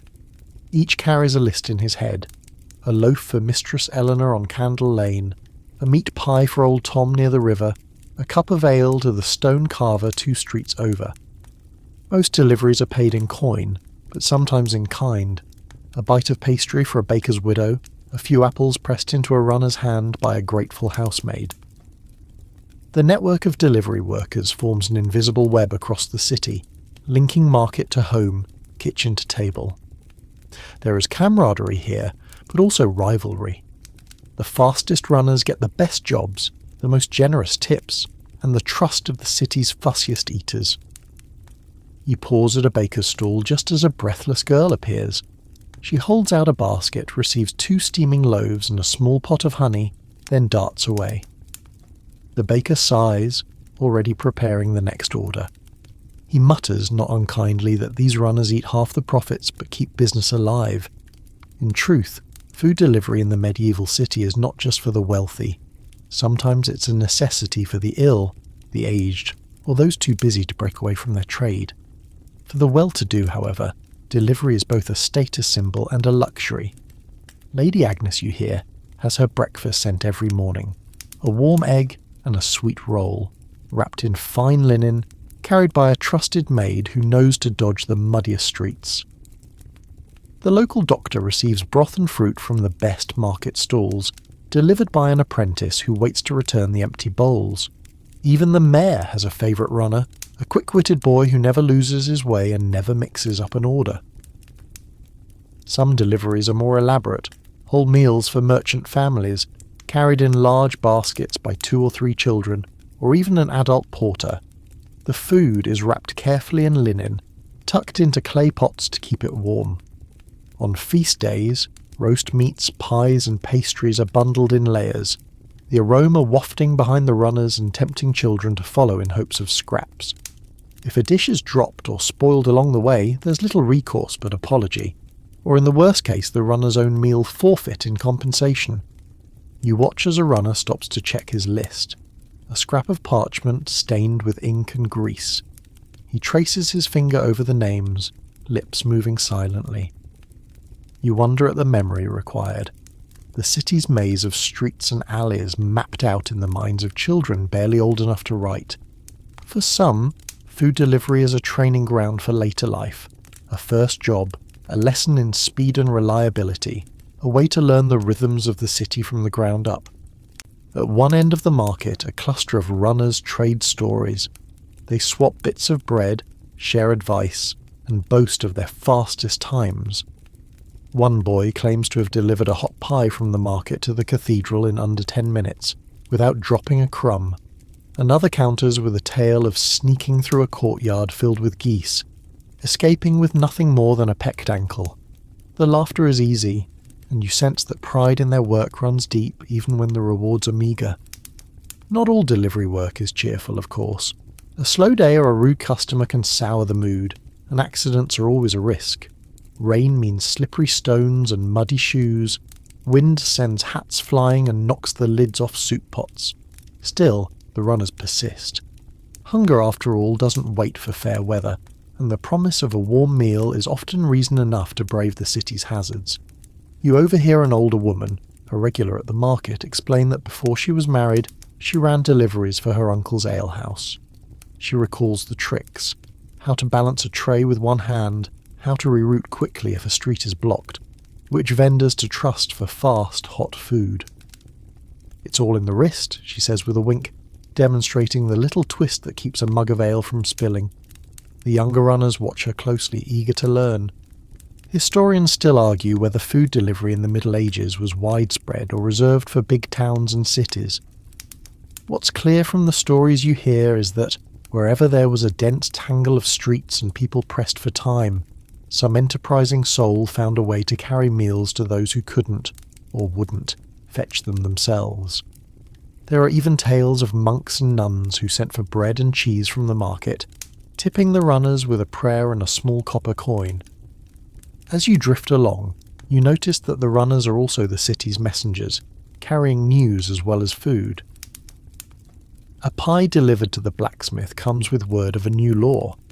A basket of apples to the baker's wife carries gossip from the cathedral close.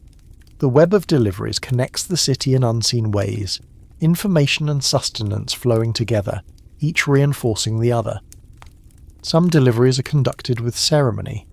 A wealthy patron's meal is carried beneath a linen cloth, the runner wearing a clean apron or a sprig of rosemary behind his ear, a sign of respect and a promise of cleanliness. The runner bows as he delivers the meal, receives a coin and sometimes a blessing, and hurries away before the food can cool. Others are more informal: bread tossed up to a second-floor window, a skewer of sausage handed through a half-open door, a bowl of soup exchanged for a hurried thank you before the door is slammed shut. You watch as the food delivery runners fade into the city's fabric, barely noticed amid the daily noise. Their presence is everywhere. In the muddy footprints on the stoop, the empty baskets return to the market, the whispered tales of a runner who outraced a city guard to deliver a single apple to a waiting child. By late afternoon, as the market winds down, the runners gather once more to share the last scraps and prepare for tomorrow. They talk of routes and rivalries, old ladies who tip with sweets, and the baker who always saves the biggest roll for the fastest runner. Some will move on, finding other work as they grow older. Others will take over the family cart, teaching the next generation the art of fast, careful feet. Historians still debate whether medieval food delivery changed city life or simply made it more complex. You sense that, for many, it made life not just easier, but more connected, a way for food, news, and kindness to travel at a human pace. Every meal delivered carries a story, and every runner is both servant and hero, trusted with the city's appetites and secrets. As dusk approaches, you pause to watch a girl in a red cloak hand over a bundle of bread to an old man, his thanks almost lost in the evening's noise. For a moment you feel the quiet pride and resilience that runs beneath the city's busy streets. Food is never just food here. It's a thread that ties everyone together, one fast step at a time. By now, the city's shadows are lengthening and the air fills with a different sort of excitement. For a medieval town, the arrival of a festival or fair transforms not just the public squares, but the very spirit of fast food itself. Stalls sprout like mushrooms after a rain, banners flap, music twirls through the breeze, and everyone, young and old, rich and poor, comes hunting for festival foods. The old rules fall away. Decorum and thrift yield to celebration and a little excess, especially when it comes to the greatest crowd pleaser, fried dough. The smell reaches you first. Oil hot enough to crackle, sweet batter hitting the surface, a scent as tempting as it is comforting. You wander toward the music and laughter, catching glimpses of children leaping for ribbons, acrobats somersaulting, and jugglers making coins spin through the golden dusk. But everywhere, people's hands are busy, holding edible treasures just as carefully as any prize from the games. Food at the festival is about speed and indulgence, and above all about sharing in joy. You find the centre of activity where the fried dough stalls are lined up in a cheerful, noisy row. The vendors, faces ruddy from the heat of their cauldrons, ladle pale batter into bubbling pots, then scoop out golden, puffy rounds, sometimes thin and flat, sometimes twisted into knots or spirals, sometimes even dusted with herbs or sprinkled with sugar and cinnamon. Each cook has a secret, a different oil, a special flour, a pinch of spice brought from a distant market. Children stand wide-eyed, clutching coins, waiting for the next batch to emerge. You accept a piping hot fritter wrapped in a scrap of cloth. The outside crunches, the inside is soft, and the whole thing disappears in a cloud of steam and powdered sugar. The taste is at once familiar and a little surprising. There's a tang of sour milk, a bite of nutmeg, perhaps even a whisper of rosewater. For a moment, all around you, the world slows to the rhythm of contented chewing and satisfied sighs. Not far away, a troupe of performers juggles apples and flings candied nuts into the crowd. Young couples share sticky slices of fruit tart, laughing as the filling dribbles down their fingers. Roasted chestnuts are passed from hand to hand, their shells crackling in the fire. Somewhere, a man is selling roasted apples stuffed with honey and nuts, the flesh caramelized and golden. You buy one on impulse, the juice is hot and sweet, the flavors richer than you could have imagined in a world so defined by need and thrift. The fairground is alive with colour and invention. A woman balances a tray of miniature pies on her head, offering savoury mushroom and cheese for those who've tired of sweets. Elsewhere, a baker sells long, thin dough, twists fried and dipped in syrup, a treat usually reserved for holidays. Eat fast, or they're gone, she calls, and indeed her tray is empty in moments. Festival food isn't just about sugar and fat, though those are certainly prized. Vendors compete to invent new snacks, pea cakes flavoured with fennel, fried carrot balls, or tiny bread rounds filled with spiced lamb. There are grilled vegetables skewered on sticks, smoky and bright, and stewed fruit served over flatbread. Each recipe is borrowed, traded, improved, and passed along, stories as much as food. You hear one man claim his fritters were taught to his grandfather by a Moorish merchant. Another swears the secret to perfect dough is a pinch of salt borrowed from the sea. The fried dough is the star, but other treats are just as beloved. Honey cakes, dense and fragrant, are wrapped in leaves or bits of cloth. A group of boys chases each other with bread rolls stuck on sticks, pretending they are knights with golden sceptres. Young girls compare bites of tart, debating which filling is best. An old woman hands you a ball of fried dough filled with poppy seeds and currants, a recipe she says is older than the city itself. You take a bite, surprised by the gentle crunch and the earthy sweet aftertaste. Vendors shout their wares with gusto, their voices weaving through the music. Hot fritters, sugar cakes, almond tarts. The best stalls attract long lines. The cleverest cooks toss out a few free samples, drawing a crowd that never quite disperses. You see a monk buying 6 pastries for the brethren, but everyone knows at least half will vanish before he reaches the cloister gate. One of the joys of the festival is the sense of permission it brings. Children are allowed second helpings, grown-ups treat themselves to the rich pastries they might avoid at home, and the city's poorest are sometimes given food for free or at a steep discount. A beggar, bowl in hand, is handed a warm piece of honey bread by a grinning baker. No festival without sharing, the baker declares, to a round of applause. There's a spirit of friendly competition among the vendors too. Each claims to make the fluffiest dough, the sweetest glaze, the most generous hand with spices. A pair of bakers swaps recipes and good-natured insults, promising to outdo one another at next year's festival. The crowd is happy to judge, wandering from stall to stall, sampling and comparing, their laughter swelling with every bite. Some festival foods are so beloved that they leave the fairgrounds entirely, showing up for weeks afterward at street corners and market stalls, at least until the next celebration shifts the city's appetite once again. You hear of children saving coins for a month to buy a festival fritter, adults boasting of how many they ate, and even a few out-of-town visitors smuggling recipes home. You notice how food becomes currency. Trades are struck with a bit of bread or a handful of nuts, friendships are forged over shared pies, and old quarrels are forgotten with the gift of a honey cake. The festival's music and joy mask the daily hardships of the city, at least for a little while, and food is at the heart of it all. As night falls, lanterns flicker and the fair's mood grows softer. Families gather near the fire, savouring the last of the fried dough, telling stories as they lick sugar from their fingertips. The city's poorest are still here, drawn by the promise of food and the hope of kindness. Some vendors hand out leftovers, others trade pastries for songs or news. You see a young boy singing for his supper, his clear voice rising above the chatter. He's rewarded with a hot fritter and a pat on the head, his smile bright in the lamplight. Historians still debate whether these festival foods changed the daily diet of the city, or if they remained rare treats for special days. Either way, the impact is clear. Food is memory, food is joy, food is celebration and community. The taste of fried dough lingers long after the festival has ended, a promise of sweetness in a world so often defined by hunger. You leave the fairground with a full heart and sticky fingers, the sound of laughter fading as you return to quieter streets. Tonight, you have tasted the city's joy, shared in its celebration, and understood why, in every age, people come together to eat, to feast, to hope.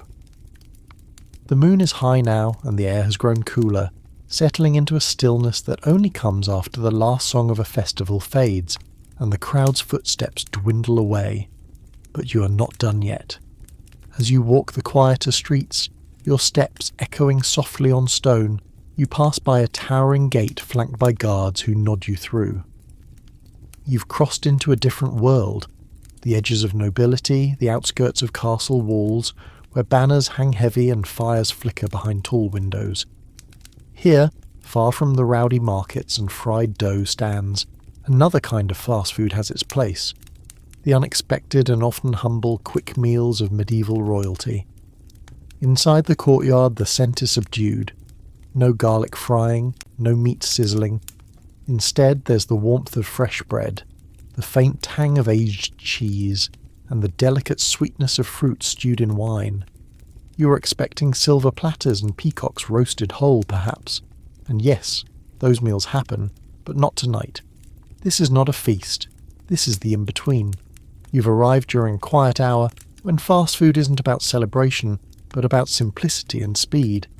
Even for royalty, hunger can't wait on ceremony. A servant scurries past, balancing a tray of flatbreads and a small pot of spiced lentils. Not every king or queen has time for pomp. When a hunt has run late or a meeting stretches into night, the kitchen send out what they call the fast board, a quickly assembled selection of hot, ready-to-eat food that needs no carving or elaborate plating. It is nourishment, fast and fine. You see a cook spooning almond rice into delicate bowls, garnishing with saffron and dried currants, each portion measured and neat.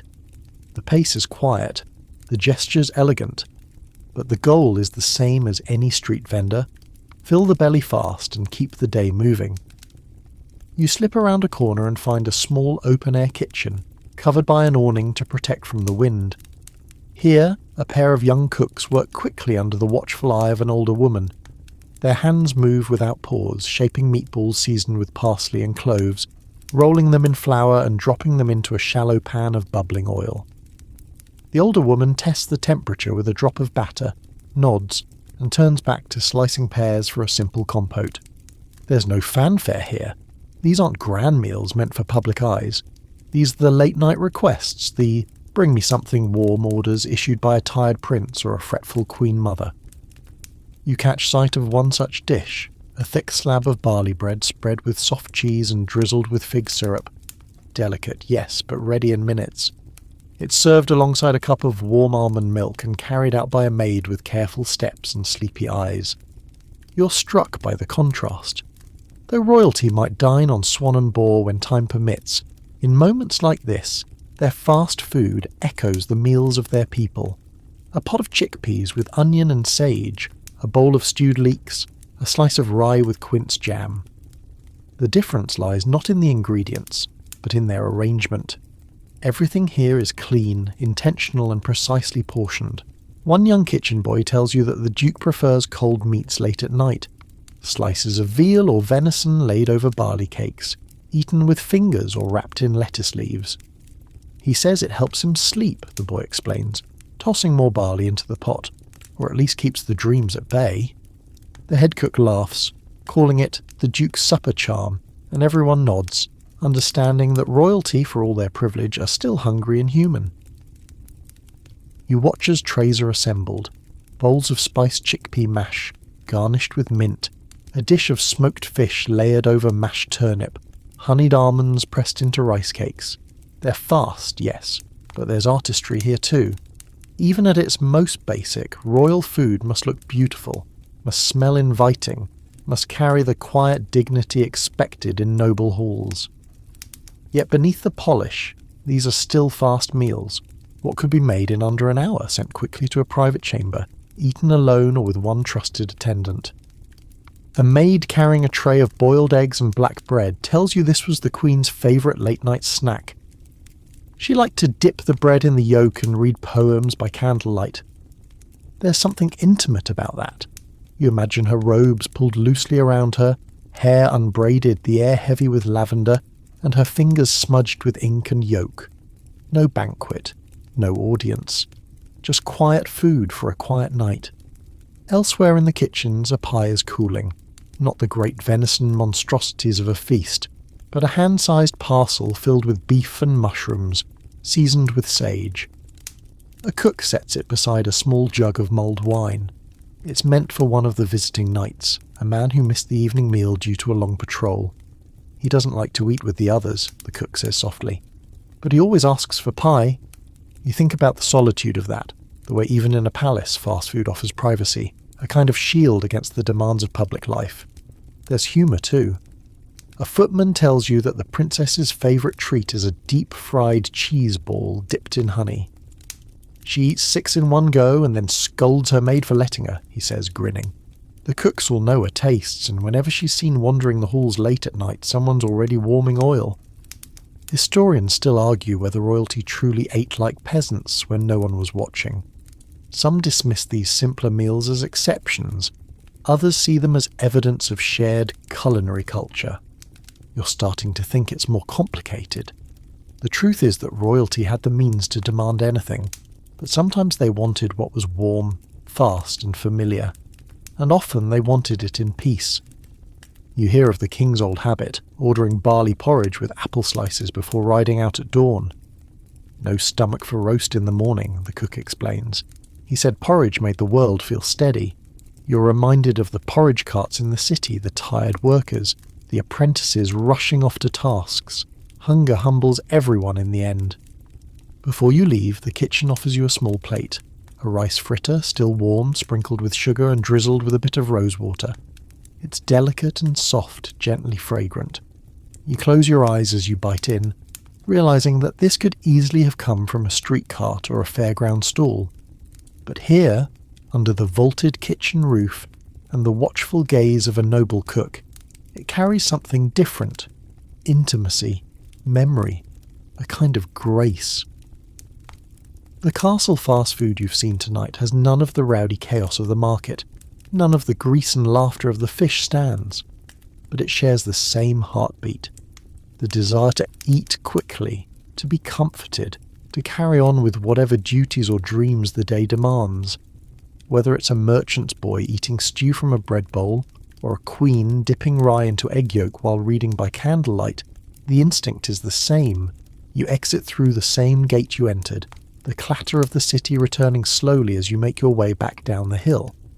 Behind you, the kitchens continue their quiet work, preparing late trays, sipping tea, cleaning knives. Somewhere, a prince bites into a fried cheese ball, and a duke sleeps better with a belly full of veal. You leave the quiet nobility of castle kitchens behind, winding down the hill and into the night, where the countryside begins to press close around the city's edge. Beyond the protection of walls and torchlight, the roads lead to different destinations: monasteries, small inns, shrines, and the way stations of pilgrims, and here too, hunger travels. Along these roads, you come to understand that even the journey toward salvation needed fast food. Pilgrimage pit stops may be simple, but they are some of the oldest, most essential to-go food traditions of the medieval world. It starts with a flicker of light at a roadside shrine, a single lamp swinging on a hook, a pilgrim's bell echoing through the dark. You approach the small stone structure, where a local woman sits beside a basket of bread and a crock of something steaming. She offers a nod and gestures to a low stool. You realise you've found one of the many unsung heroes of the pilgrim's journey, those who fed the faithful, not with feasts, but with humble food wrapped in kindness and speed. Pilgrims travelled from every corner of Christendom towards sacred sites: Canterbury, Compostela, Walsingham, and along the way they needed to eat. Often they had little time, fewer coins, and many miles ahead. That's where the pit stops came in: roadside kitchens, small inns, makeshift stalls near chapels, and the goodwill of locals who had no wealth to share but always kept a pot on the fire. You settle onto a bench beside a group of dusty travellers, their cloaks mud-splattered, their shoes worn thin. They eat from shared bowls, stew made of lentils, carrots, and whatever greens could be gathered from the hedgerow. It's thick and bland, but it fills the stomach and warms the fingers. The woman ladles another portion for a boy barely awake, then offers you a hunk of black bread and a shallow cup of ale gone just a little sour. It's not fine, but it's nourishment. The simplicity makes it good. Along pilgrim routes, fast food often came in the form of what could be made quickly with cheap, long-lasting ingredients: beans, onions, dried fish, old cheese, apples that bruised slowly. Monasteries played a part too. Though they rarely served the lavish meals legends claimed, many kept small guest kitchens open for travellers. A crust of bread, a smear of butter, and a bowl of weak broth were standard fare, and always better than an empty belly and a long road ahead. At one way station outside the walls of a crumbling abbey, you find a small bakery that has survived by feeding pilgrims for generations. The baker, an elderly man with a permanent dusting of flour on his sleeves, specialises in journey bread. Loaves made with extra salt and grain, tough enough to last for days without spoiling. It's not soft, he says with a grin as he hands one over, but it keeps the hunger from chewing your bones. You tear into the loaf and find it dense, nutty, and surprisingly satisfying. A nearby traveller dips his piece into wine to soften it, a trick passed from pilgrim to pilgrim. You see another vendor selling a peculiar pastry, a hard shell stuffed with chopped herbs, onions, and dried fruit. It's for long walks, she explains. Fills your belly and your mouth with the taste of something better. Pilgrims gather around her cart like birds at a feeder, eager to spend their precious coins on something that tastes of home. Not all fast food on the road was so humble. In wealthier regions you hear of taverns offering eggs fried in lard, small fish rolled in oats and roasted, even hot meat pies, if you could afford them. A few wealthier pilgrims riding instead of walking carry their own food: cold fowl, pickled onions, honeyed bread, wrapped in wax cloth and tucked into saddlebags. One knight boasts of eating almond rice and stuffed quail 2 nights in a row, to the clear irritation of his weary walking companions. You stop at a roadside inn, little more than a barn with pallets of straw and a single fire pit. The innkeeper stirs a pot of grain and cabbage, then hands out bowls to everyone seated. The food is meagre, but the mood is light. Pilgrims tell stories of the road, of lost sandals, of foxes stealing bread, of miracle cures at the last chapel they passed. One man swears that a monk fed him porridge that glowed with divine light.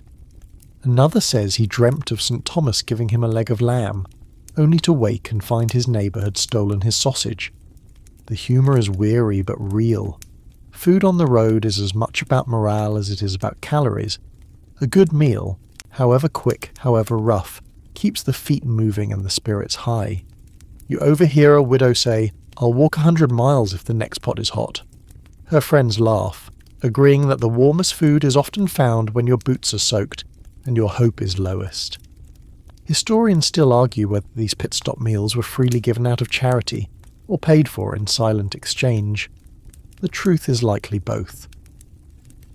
While many monasteries and locals gave food freely to pilgrims, especially those visibly in distress, others made small profits from the steady stream of hungry travellers. And who could blame them? Grain is expensive, fires must be stoked, and mouths are never ending. Still, the presence of food, simple, fast and hot, was a lifeline for the weary, a kind of spiritual and physical bridge to the next day's journey. You join a small group of pilgrims resting beneath an ancient tree. They pull out bundles wrapped in cloth, bread with herbs, bits of dried apple, a soft cheese that's beginning to smell bold. One man offers you a fried cake, oily and cold, but still sweet. "Got it 5 miles back," he says proudly. "Would have bought 2, but the friar ahead of me took the last one." The cake is surprisingly good, flavoured with rosewater and almonds, and you imagine the vendor proudly handing it over with a nod and a wink. As the stars begin to prick the sky, you follow a group toward a chapel perched on a low hill. At its base, a makeshift shelter has been built of timber and canvas, where a widow and her daughter serve thin soup and warm flatbread to arriving pilgrims. The daughter sings softly as she stirs the pot, her voice carrying through the dusk. The food is plain, but her song makes it beautiful. You learn that, along pilgrimage routes, certain families became famous for their food. One was known for hazelnut cakes, another for goat's cheese flavoured with thyme. Recipes passed from mother to daughter, from father to son, each adjusted for speed, cost, and crowd. Sometimes, the food was offered in thanks for a healed illness, a child born safe, or a prayer answered. You see these meals for what they are, living offerings, a gift given without altar or sermon. Pilgrim fast food had its superstitions too. Some believed garlic would protect you from bandits, or that eating salted fish kept blisters at bay. Others swore by a morning cup of vinegar and honey for strength. You see one man drink it and immediately regret it, while his companions hoot with laughter and pass him a bit of hard cheese to recover. As the night deepens, you lay beneath the open sky, your belly filled with grain, onion and kindness. Around you, the snores of weary travellers mix with the low crackle of a dying fire. Tomorrow they'll wake and walk again, fed not just by food but by a network of generosity and speed that made pilgrimage possible. The fast food here isn't wrapped in linen or tied in string, but folded in memory. A bowl of stew when you thought you'd go hungry, a cup of ale when the road felt endless. Historians still puzzle over how so many could have travelled such distances on so little. You now know the answer lies not in the size of the meals, but in their reliability. The bread always waiting, the pot always boiling, the kindness always ready. And as you close your eyes beneath the stars, warmed by the last bite of road-cooked fare, you realise this may be the most timeless fast food of all. Not rushed, not flashy, but ready when needed. Food that finds you when your feet are sore, your hope is thin, and your heart needs reminding that you're not alone. The city is behind you now, its market stalls shuttered, its torchlight flickering only on the edge of memory. The roads have quieted. The pilgrim fires are dimming, and the scent of frying lard and sweet bread is only a ghost on the wind. As you trace your way back into the heart of the city, a realization grows. All those stalls, carts, hands and hearths, each hurrying to feed someone with little time or less money, have stitched together something much larger than just meals. You haven't just walked through medieval fast food, you've wandered through its legacy. And like the last echo of a bell, it hasn't entirely faded. In the streets where once you followed sausage carts and barter-slick cheese wheels, there's now a certain hush. But the impressions remain. Bits of trampled bread crust near the gutters, the ashen ring of an old fire, the worn threshold of a bakery's back door, too smooth to belong to this week alone. And all of it leads to this last question. What was left behind? What did medieval fast food leave us, really? You step into a dimly lit alley, one you've walked before. This time you see more. A crooked stone arch where a fried fish vendor once stood. A cracked step where pies were stacked on trays. Even the fluted stone basin, now dry, that once chilled fruit for the summer's feast day. These quiet details aren't forgotten. They've just become part of the stone and soot of the city. And you begin to see how deeply fast food was embedded in medieval life, how it wrapped itself around every class, every hour, and every hunger. Though the term fast food wouldn't exist for centuries, the concept, cheap, portable, and prepared in moments, was everywhere in the Middle Ages. It wasn't a luxury, it was survival. Bakers sold hot loaves at dawn. Vendors hawked warm pies at twilight. Alewives served salted peas and roasted turnips to drinkers long after sunset. It was food for soldiers between marches, monks between prayers, scribes between scrolls, and children between errands. It was food for the breathless moment between obligation and rest. And it wasn't all grim necessity. There was joy in it, laughter, pride, invention. The fried fritter dusted with cinnamon sugar handed to a child on a festival day. The egg sandwich snuck out the castle kitchen by a cheeky scullery maid. The fist-sized bread roll dipped in hot broth by a stonemason resting his arms. Fast food was comfort in a world that often lacked it. It was abundance, if only in the form of one good greasy bite. Yet medieval fast food was also a mirror, showing the deep divisions and shared struggles of the age. For every noble with a glazed ham delivered to their chamber, there were 20 labourers queuing for yesterday's porridge. For every friar ladling free stew to pilgrims, there was a vendor thinning their gruel with water just to stretch a pot. Access to fast food revealed one's place in society, but the universality of needing it reminded everyone how close those places really were. You recall the student scribes gambling for cheese fritters, the sailors with bread rings on cords around their necks, the women who traded a bunch of leeks for a fried oatcake. These weren't meals to linger over, they were swallowed between moments, but they still mattered. Each one told a story of hands that needed feeding, and someone clever enough to do it quickly. Historians still debate the degree to which medieval street food shaped European cuisine. Some trace dishes like Cornish pasties and Scotch eggs back to early market recipes, foods that needed no plates and left no scraps. Others focus on the influence of spice roots, of how the desire to flavour even a scrap of boiled turnip created empires of trade. But even beyond culinary history, there's a more personal truth. Medieval fast food taught people how to make do, how to find joy in scraps, how to cook fast and eat faster, skills not unlike our own. You pass an old courtyard where festival foods once reigned. The laughter of those long-ago feast days still clings faintly to the air, sticky with syrup and smoke. Somewhere, you imagine, a vendor is still spinning hot dough into coils, or a young boy is licking honey from his fingers while trying to save the last bite for his sister. These are the moments that endure not because they were grand, but because they were shared. Unnoticed perhaps, but unforgettable. In the back lanes of the city, you revisit places where hygiene was suspect, where oil was reused until the smoke turned bitter, where fish was fried not out of freshness but desperation. And yet, people returned. They risked it. Every time they stepped up to the vendor's pot, they said, "I trust you enough to eat what you hand me." It was food and faith rolled into one.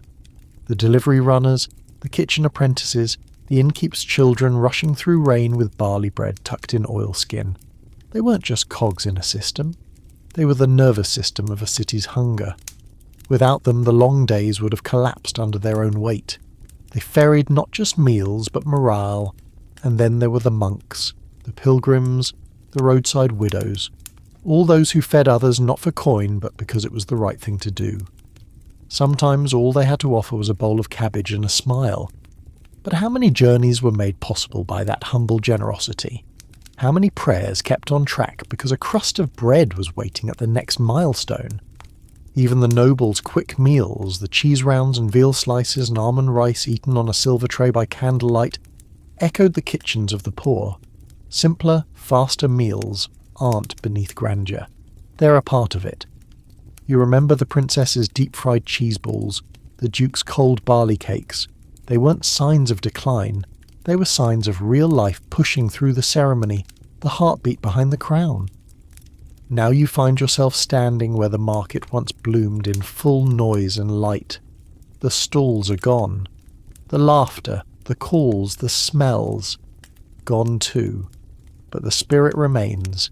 It lingers in the stones, in the smooth places worn by generations of boots, in the wooden walls darkened by smoke, in the stories passed down from one mouth to the next. A girl who once sold candied orange peel might have taught her daughter to pickle cherries. A boy who carried warm pies to the city gates might have opened his own cart one day. Fast food wasn't just food. It was a chain of memory, a cycle of inheritance. Each recipe whispered from one vendor to another, each trick, how to crisp a crust, how to flavour stale bread, passed along like a sacred rite. It wasn't always safe, it wasn't always clean, but it was always human. You think of the late-night stew sold to a labourer walking home alone, the roasted onion a mother bought for her child with her last coin, the traveller who bit into a fish pie and remembered his home for the first time in weeks. These weren't gourmet meals, but they were good meals, needed meals. As the final light fades, you realise you're full, not from one dish, but from all of them. From the bread bowl and the cheese fritter, the alehouse nuts and the sugar cake, the cold lentils and the hot sausage, the pilgrim's loaf and the princess's honey-drizzled treat. You've eaten what they ate, walked where they walked, paused where they paused to grab one thing quickly and carry on. This is what medieval fast food was, an answer to the call of hunger in a world too fast, too hard, too uncertain to wait. And somehow, it still is. Now, as the candles burn low and the winds slip through cobbled streets, let yourself rest. You've travelled far, not just across cities and centuries, but through the quiet, unseen rituals that carried people through their hardest days. A hot bowl handed over with a nod, a sweet bun traded for a coin, a smile shared between vendor and stranger. These were the gentle bridges between chaos and comfort. Let your shoulders relax. Let your thoughts soften. There is something deeply human in the way we reach for food, not just to nourish the body, but to soothe the heart. In every fried fritter, every porridge bowl, every hand-rolled pie, someone offered you a moment of peace, a breath of relief. Maybe tonight you've seen your own reflection in those old market stalls. Maybe, in the quiet clink of coins, you heard the echo of modern footsteps, rushing for coffee, waiting in line, chewing as we walk. We still hunger and we still hurry, but we also still share. So now, take that warmth with you into sleep. Imagine the flicker of lanterns, the laughter of children around a pie cart, the soft hiss of onions on the pan. You are part of that rhythm now, and it is still turning. Close your eyes. The night is deep, the ovens are cooling, the stories are safe, sweet dreams,